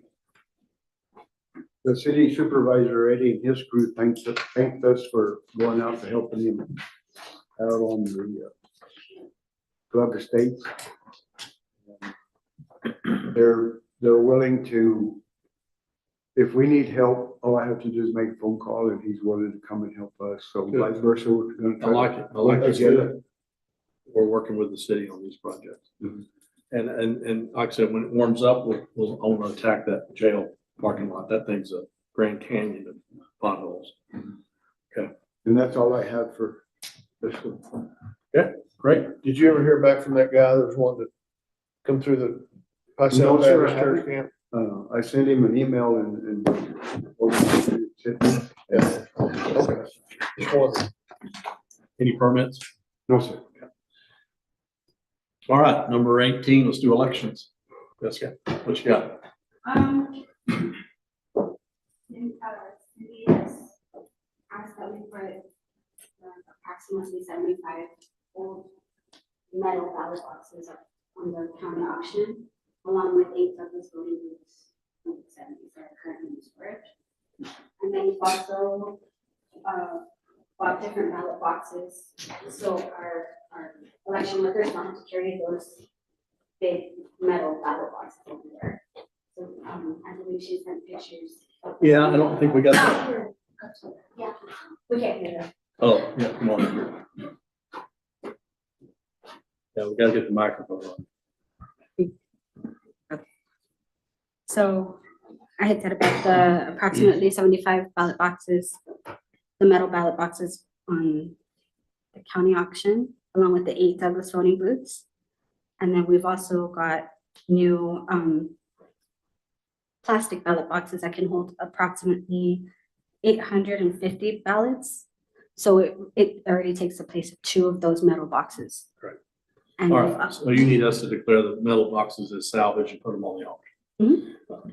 Do we need 75 ballot boxes? Or is that just, those just accumulated over? they're they've accumulated. Oh, okay. So we're still gonna have some left over. How do you wear out a metal ballot box? I mean, how's that? So what they've done is they come with the small slots, right? Because Right. ballots have changed over the Oh, years. okay.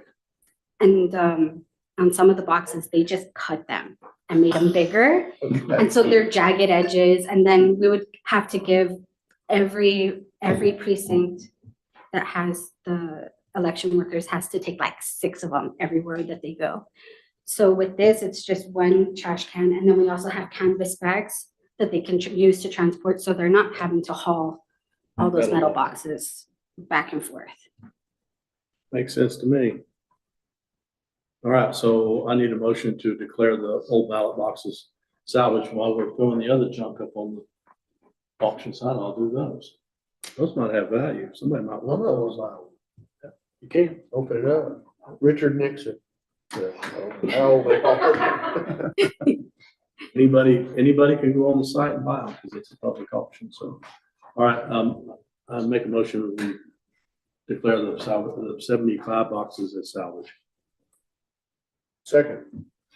Discussion, all in favor, say aye. Aye. Okay, and then you're just telling us you bought some new equipment? Okay, which is To new replace ballot. them. It was, Yes, to replace those ballot boxes, yes. and they're plastic now? Or, The ones that they're gonna be taking to location and bringing back, they are plastic, but she has photos that she submitted. They do Right. have the wheels, so they don't have to carry oh, them. okay. And it has a sturdy handle, so it's not gonna break on them. To make moving everything back and forth a lot easier, and they'll put all their paperwork in the canvas bags, so they don't have to carry those boxes. Okay, thank you, ma'am. Appreciate Thank it. you. All right, number 19, Casey, 911. Good morning, everyone. I only have one road today, but this one we might want to talk about. I know I've brought other roadways for Terlingua Ranch before that we rejected and said, nope, can't do that. This one in particular, Kestrel Road, it is on the original plat, on the original filed plat. So definitely need to add this. That is the access for, I think the image of the plat was sent to you guys. This is the access for those lots that are indicated on there. Why it was never added into my data, I will never know. That happened a long time ago. But basically I'm adding something that already exists on the plat so that then we have addressing possibilities for those lots, okay? But because it's Terlingua Ranch, we have the easement conversation at play with roadways in Terlingua Ranch. I just wanted your strong opinion on this one and how we should proceed, because this technically could be our precedent moving forward if I find any others like this. So this road was already on the plat. Yes, sir. It just never Never got cut. Never cut until recently and never added in our data, but it is intended to be there. With the blade. So it's never been, it's been sitting there, but is it semblance of a road or that? Yes, now there is. Yes, sir. Well, before there wasn't. It was That's like correct. people drove on it. I mean, Trail. someone probably had a little trail going or something like that, but now there is an official road cut. Which the Terlingua Ranch cut. Yes, correct. This is one of their roads. Yeah, so it's not a county road. No, sir. No, sir. Well, And the name is unique. I made sure. I mean, if that's what they want and it serves the needs of that. Yeah. Landowners, I don't know why what do you, is there a precedent you're worried about here? Well, I know that I've brought Terlingua Ranch roads before with other property owners that wanted to add a road that wasn't on that original plat. And that was a gray area with the easement conversation out there. So this one did make me a little nervous because I just didn't know what we were going to talk about and what that outcome would be. But for sure, if I identify any others that are on that original plat that aren't in my maps, this, what we decide today is going to tell us how to handle that in the future. So Just like, is there activity on those lots that it touches also? there will be. And that's what brought this conversation. Yeah.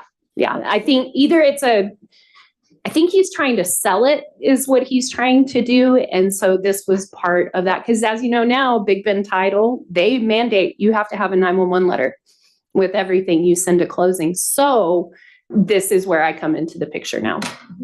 Yeah. Just on a side note, I was just looking at the statutes the other day. If we have have we renamed any county roads? So if we rename a county road, I think we're required to have a 10-day notice or something. I wouldn't know the guideline on that. Probably, I would imagine so. Yeah. Just something to keep in mind if you get one that we're gonna have to rename a county road.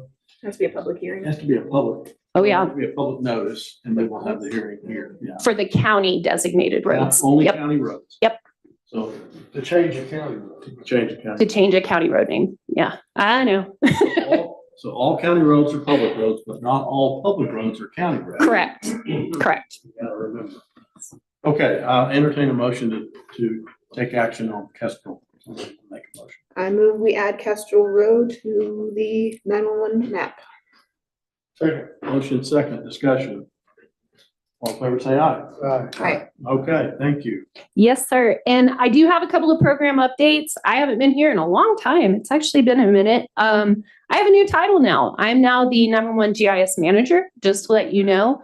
Still the coordinator for our region, the 3 counties that we serve. However, I'm also the data manager for all 5. So my responsibilities have expanded and I'm busy. Yeah, I'm busy. They should just give me more money. Well, they did both. They did both. I am asking for, in this next grant season, help in my office. I need help. I need another coordinator there to answer the phone and do these things while I am working on other larger projects. That's an official ask. Whether it'll happen, time will tell, right?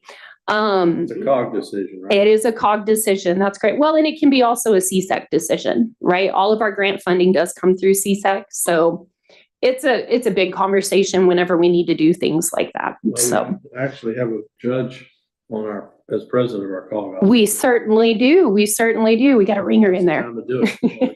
Yeah. Well, we got suburban representation. Exactly. And oh yeah, we've had some good conversations about it too. Another couple of things. Right now, I actually am not working on requests.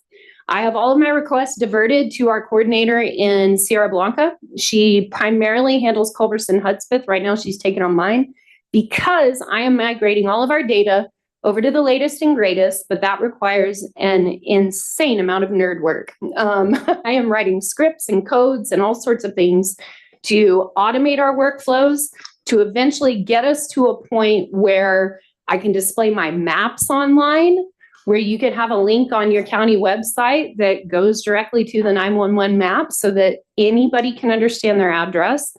And I'm also working on an online request form that would be kind of part of that. So right now, we're busy. We're about a month behind on requests right now for those reasons. So I just want everybody to know, if you're getting calls that it's taking me forever, it's legitimate.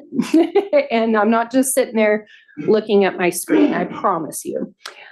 Eagle View, still continuing to get people in on the Eagle View platform. I encourage anybody in government that needs that kind of access. We were talking about CAD parcels earlier. You can view that on Eagle View, right? Every single bit of that is available to you. So definitely, if you have someone coming to you for location information, recommend they call me.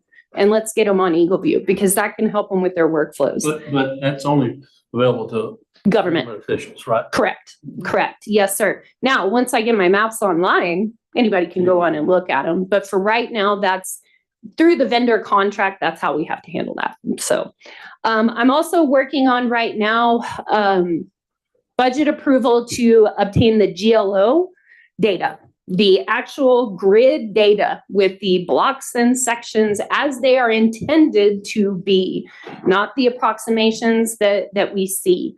It's a big data set. I can't just grab my counties. I have to grab everything from here to Oklahoma and parts of New Mexico even. It's all part of a basin.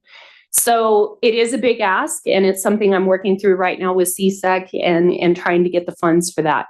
They're reluctant because CAD parcels are free. Right. But I'm not dogging our CADs, but they need help, right? They need this assistance as well. So hopefully Part of that original grid, hopefully we can share that information with our CAD so that they can then properly align their blocks and sections to what it should be.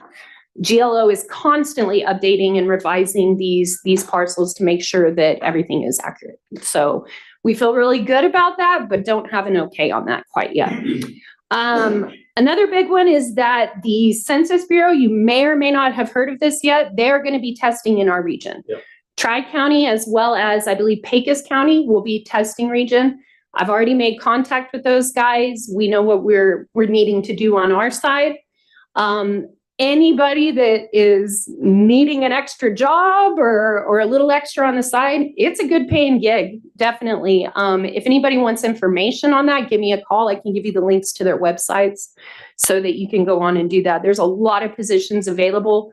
I know that they initially wanted 150 census workers. They'll be lucky if they get that many, right? So definitely wanting to push that. In addition to that, the Texas Demographic Office is also going to start testing. Have not spoken to them directly yet, but I'm on their list as a potential region for their testing as well. We're extremely motivated to get our data accurate and ready to go for the census count. A lot of people don't know our data is what they use in the Census Bureau. So when you're redistricting and having those conversations, it's our data that they're looking at. So it is incredibly important that we are part of this testing and we do understand where we're at when compared to the rest of the state so that we have the best chance in 2030 to give the best numbers we've honestly ever given. So really, really looking forward to that. And then finally, only because it came up in Commissioner's Court today, road names on plats for subdivisions, right? Just if we can continue to encourage anybody coming to us with subdivision to get the name figured out before the survey is drawn. I know Montana's, they did that, right? The Lajita subdivision, and it's all been perfect from the get-go. Once a plat is filed, I have to honor that name. Otherwise, they have to change it and refile it, right? From a legal, perspective. So if we're choosing names that match, I don't have to explain that issue, right? And especially, I think today's example of the court versus road, we have actually had mixed up calls in every one of our counties over those very scenarios. So anyway, just wanted to throw that out there that I continue to want to work with the subdividers on their road names.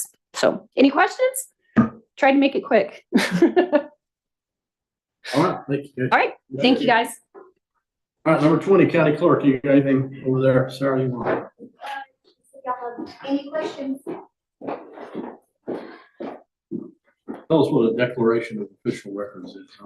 So in 2018, legislature allowed county and district clerk's office to go electronic. So all of our court records, probate, civil, family, our office has never done it. We had the software to do it, but we didn't have the knowledge. It's like Judge said about archiving or hoarding. We finally got to the place where we feel comfortable with the software we have. We have a good system. We work with Judge. He can sign things by Adobe. We have proper electronic stamps. We feel like 100% confident to actually move forward with this and consider us paperless.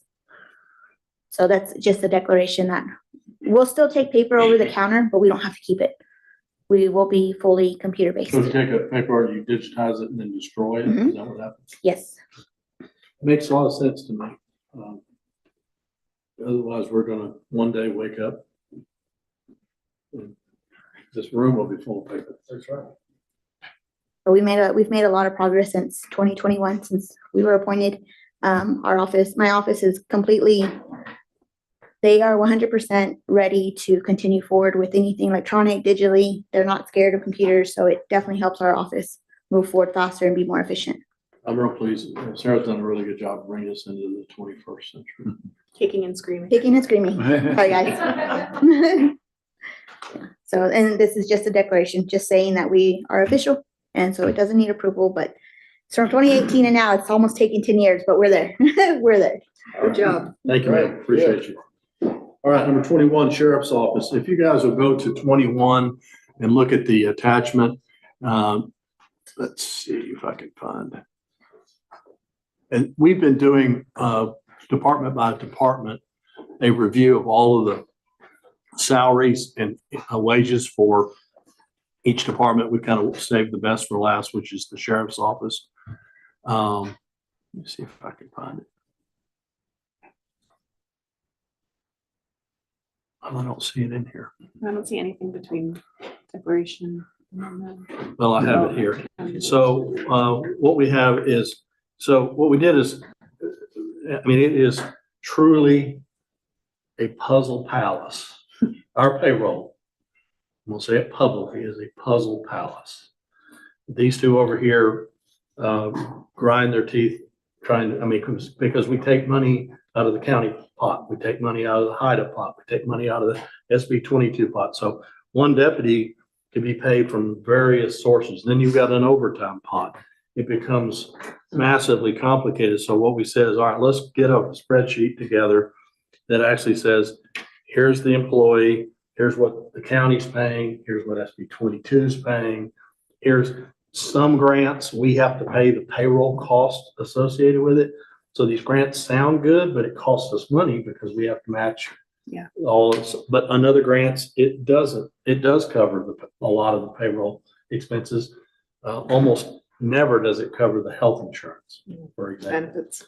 So what we did is we put together a spreadsheet, I'll pass this down, that outlines and this was particularly acute in the sheriff and the jail. Doesn't really apply to the rest of us. The rest of us don't have this kind of grant money. So this will give you an idea of what each employee's salary and wages are. Now, in this number, the sheriff this year received $350,000 in SB 22 money. SB 22 money can only be used for two things, really. Salaries, first, you have to bring everybody up to a certain level, which was done 2 years ago. And then you can use the money to give additional wage increases to people in the sheriff's office or the jail. And then if there's any money left over, you can buy a vehicle with it. You can buy certain kinds of law enforcement gear, but it's fairly limited. You can't just do anything with it. So the sheriff has taken a part of his SB 22 money this year and given some raises across some of his people, which is included in these numbers, which would like approval on. And that now we have a baseline amount what everybody makes literally by person. When you said we did a spreadsheet, Well, we, as in Patty Roach, actually did the spreadsheet with Melinda and myself and Julie sort of helping. And we have this now by department. This is a precursor for us to come back and do sort of a whole wage and salary look-see. I like it. I think it's necessary. I'm not. Anyone from the sheriff's office have input or other than the numbers? No, the sheriff basically put in what his requests were for the increases, which is included in these numbers. And we're just seeking approval today for those increases. Here are the increases too. Here's the specific.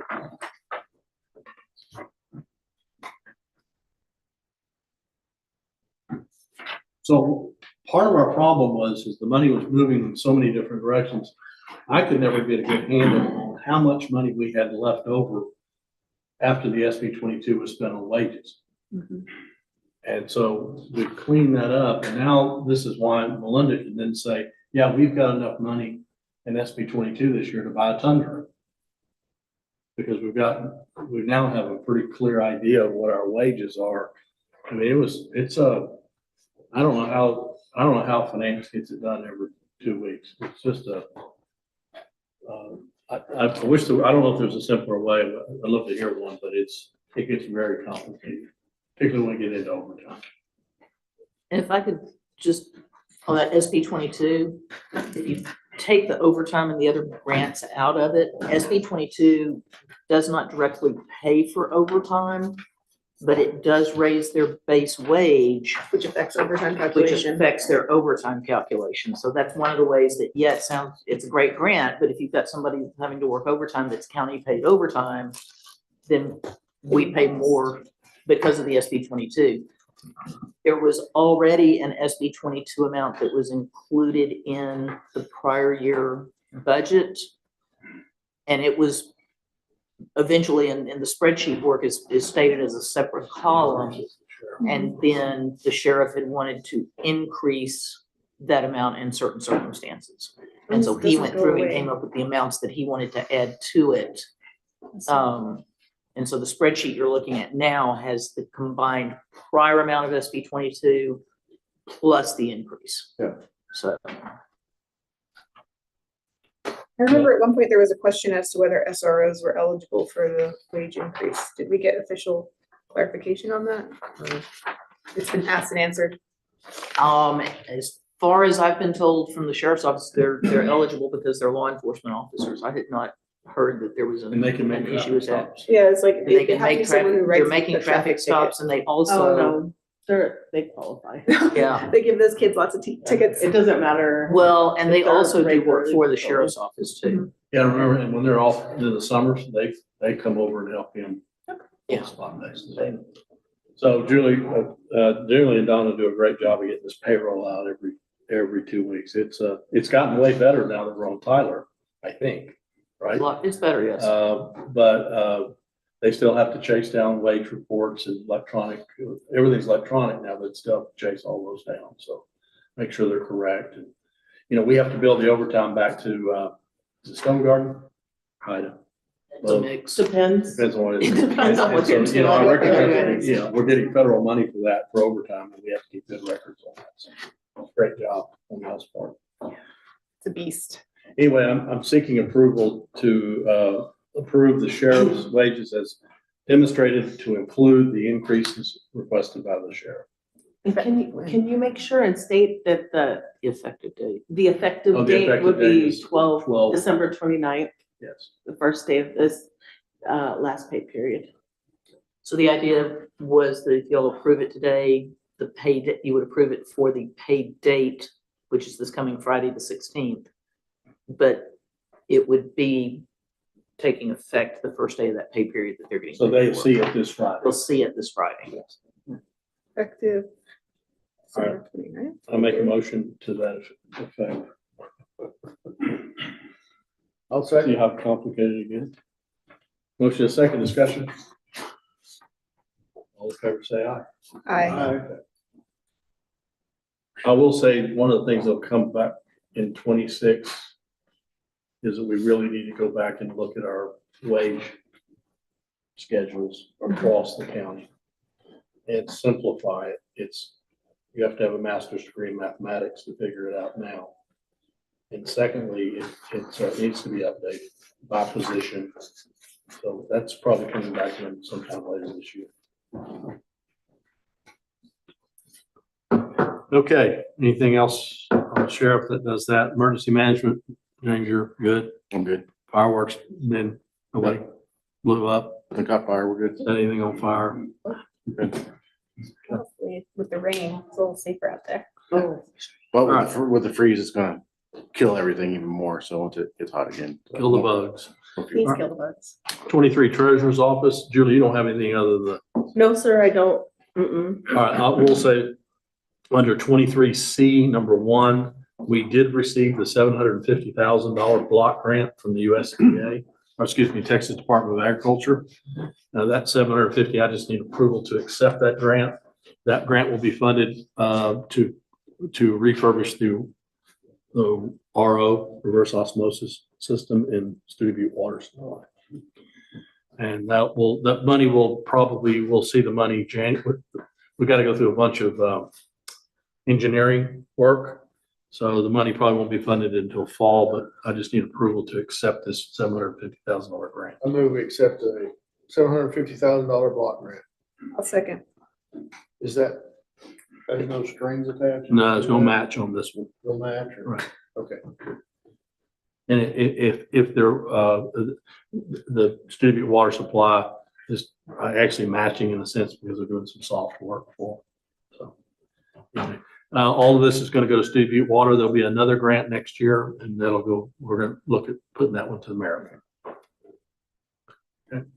Motion and second to approve the grant for $750,000. All in favor, say aye. Aye. Great. All right, 24, Brewster County Comptroller. Okay, so I believe you have all of these in your packets, and I will try to keep this brief because I'll give you warning on the next one. We've got a little lengthier set of items most likely. So first up is going to be those that do have no POs. There's a fairly lengthy list of it. The total that we have on that is an amount of about $54,000. And a lot of these are, I was hoping we'd get rid of these that we're not getting POs and that are not recurring expenses. A lot of them are kind of smaller items that come up every once in a while. And a lot of them have to do with tourism and some of the items that they're needing to spend money on. Linda, MagTech, I think we could put him in recurring since it's a monthly fee for his. He was actually already going to be added to that list because Okay. it's a monthly recurring. Gotcha. It didn't get caught this time. Before we go any further, Court, I ask you guys, I need y'all's opinion on this. In the past, we've done this with paper, your little binders. This time I just put it on electronically. You know? My question is, I want to see what you think. Would you rather have it electronically? That certainly is easy. But would you rather have it paper or electronic, or do you care? I want y'all to have these numbers every time and be able to look at them. They get attached ahead of time, so you can pull them up, and you could print these if you wanted to ahead of time and look at them. So y'all prefer the binders, or are you okay with the electronic? We're working on getting the name the same every time, you know, like without purchase orders, with purchase orders, reoccurring, so that y'all over time can know what they're talking about. This has been a little bit of an issue. Thoughts, Jim? Sarah? No, what do you want to do? I didn't get a binder today, so. No, we intentionally didn't give you. Oh, okay. Just to see if you like the electronic version. I know there's some older eyes in the room. The time of the paper use bothers me. Together the binders. It's a tedious task. Yeah, I mean, in fairness to Jenny, she gives me a scowl, but she's okay if that's what we want to do. No, if that's what we want to do, I'll go. You want to try electronic for a while and then? Yeah, sure. Okay, we'll leave it alone. One other thing on these, in addition to the MagTech invoices, I'd like to add Sylogist to the recurring list. That's our savings grant victim assistance notification system. Or victim notification system, sorry. We get that money all in one sum, don't we? That's the most confusing thing. We're checking into it because I thought what we got in October was the sum for the current year, and Julie had thought the same thing. But there's a little bit of a discrepancy on the amount, so I want to go back and double check that. It's a wash, though, at the end of the day. It's a wash, yes. We get 4,000 from the state, we give 4,000. Well, it's not exactly 4,000. We got 4 payments of 804. So we got about 3,200 back in October. But then our quarterly bills for the Sylogist are about $60 a quarter more. So I'm not sure. We need to look into that and see exactly what the deal is on that. Okay, the next item up, if y'all don't have any questions on the no POs, is those that do have POs. And there's quite a stack of these this time as well. Again, total amount is $46,092.21. I think people are generally getting pretty good about getting POs. We've got some standing POs out there for some of the guys that are like the facilities in the road and bridge, and the sheriff's office, where there are certain items that they can bill against without having to come running over to get a PO for $25. So we've got some POs I noticed on the dashboard that have been kind of just stinking up the place. Can we just get rid of those and start over, or mostly in tourism? There's a bunch Let of me people. take a look off the top of my head. I'm not sure what those are right now, so let me. They were like for advertising. Yeah, there's some of the POs we are needing to go back and kind of clean up. Yeah. Can you put an expiration in the system or PO? I don't think you can. I think it's either gonna be use it or it carries forward through the year unless you just delete the PO. Yeah, So- otherwise people will show up eventually with the invoice and you don't have a PO to go to. Yeah, but the flip side is that you've got that PO outstanding, and so it encumbers your budget, and maybe it doesn't need to be encumbering the budget. So working on getting those cleaned up. And then you don't happen to know, where did so we had a hot water heater we had to put in at the Jail, I believe, yeah. Expensive little sucker. It says JP3. That's what caught my attention. It says water heater installation at JP3, but yeah, I thought it was the jail too. What is Who was that to? what is 100/70/100/7601? I think it's facilities. Yeah, it was charged for facilities. What page are you looking at? I'm on page 14 of the with POs. High Desert Plumbing.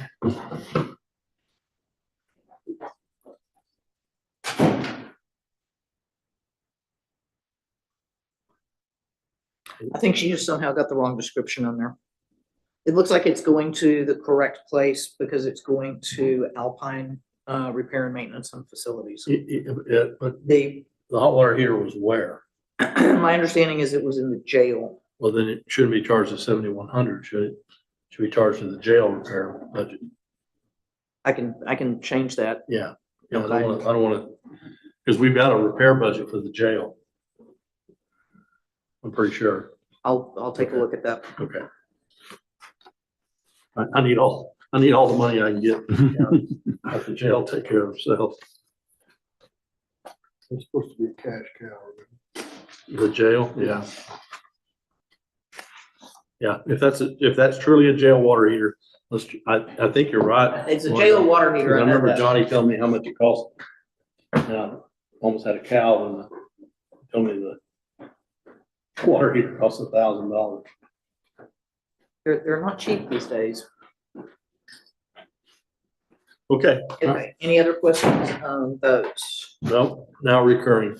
Okay, so the recurring expenses, these are the ones that we paid between December 23rd and January 6th, in between the courts. And these are the items that are on the list of recurring expenses that come in on a regular basis.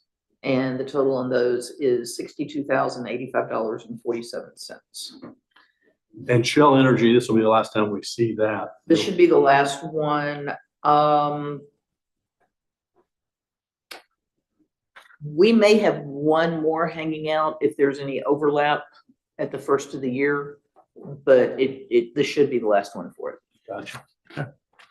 Is that appraisal district fee, the 45,000? That's for the first quarter, but apparently they were pretty late in getting their invoice to us. Okay. I'm not sure. 'Cause I thought it was the fourth quarter of 25. That's what I was told. Not by you, but by the CAD. And that we were remember I told you we were tardy in paying it, that you said, oh, it's out. Yeah, fourth quarter of calendar year or fourth quarter of fiscal year? Well, he just said fourth quarter. I think what he was 25. referring to is fourth quarter of 25 being the calendar year, Yeah, but that's our first quarter of our fiscal year. So it gets a little confusing, but I'll double check that when I get back over. Make there. sure we're current. Yeah. But when I looked at it, I'm sure it was the first quarter. it seems like, But yeah, it seems like each year there's a and the language miscommunication is, between that the calendars overlap or they don't overlap. yeah, because the appraisal district is really looking at a calendar year. Right, we are. So when they say fourth quarter of 25, they're talking about October, November, December of 25. If I say for our accounting purposes, fourth quarter of 25, I'm talking about July, August, September. And then October, November, December of 25 is the first quarter of 26. So it gets a little. Well, it's got the months right, we just don't know which quarter it is. Yeah. Anyway. just- I'll that's double my check it. I will thought. double check it and take a look at it. All right, I entertain a motion to approve the expenses as presented. Okay. All right, We do have two small, oh, wait, we didn't do a vote. you got some budget amendments. We'll do that Yeah. second. So I make a motion that we approve the expenses. That's a second. That motion includes adding cystologist or whatever it is as a recurring. And MagTech. And MagTech as a recurring payments. Discussion. All in favor, say aye. Aye. All right, go ahead and do budget amendments. Okay, the budget amendments that we have, the first one is to revise the budgeted amounts between Culberson and Presidio County for the 394th District Court that we're the financial agent or the fiscal agent for. So it's just reclassing the revenue between those. There was a change in the revenue amount increase in the overall budget for the court in the current year. And Presidio County didn't feel they had the ability to pay that, and Culberson accepted the additional amount as part of theirs. And so this is to correct that amount. And then the second one, we had some bond fee expense in our interest and sinking fund that just, it didn't get budgeted, but we also had some revenue that had not been budgeted in that fund, some interest earned on that account. So that's just a clean offset. So both of those are actually line item adjustments. Both of these are line item adjustments. Right. Within the fund. Okay. I entertain a motion to approve the line item adjustments as presented. So moved. Make motion, looking for a second. Yeah, second. Discussion. All in favor, say aye. Aye.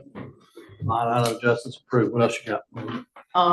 Just like I mentioned on the next one on the 27th, we may have some budget adjustments. We've got a budget quarterly budget review meeting scheduled for the 21st.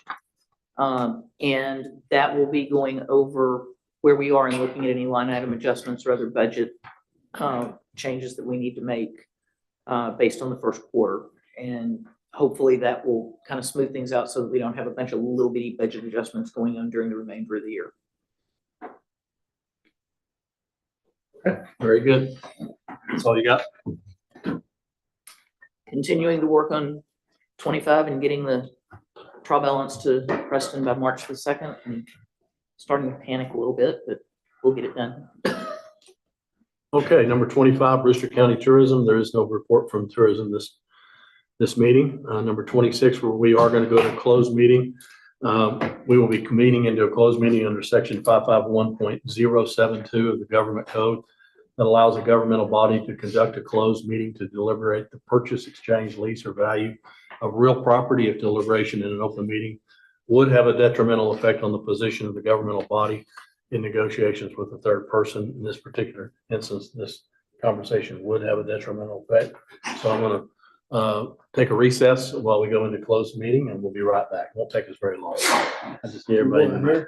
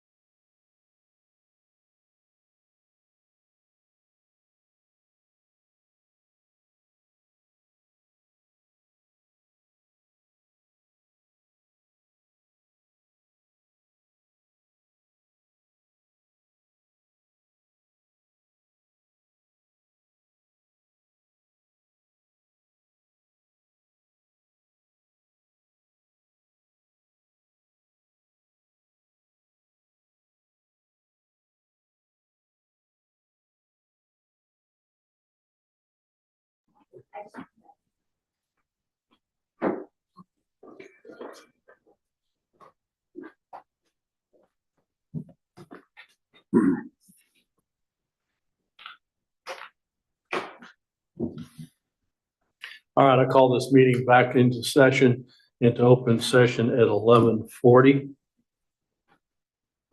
And there is no action required today in open session. Do we need to sign something? No, we just need to seal this and give it to the clerk. What about Oh, yeah, y'all don't leave. Jenny's got some paperwork for y'all to sign. Right. Next meeting is on January 27th in this courtroom at 9:30. I would entertain a motion to adjourn. So moved. Second. Motion and second adjourn. All in favor, say aye. Aye. This court's adjourned. Whoa.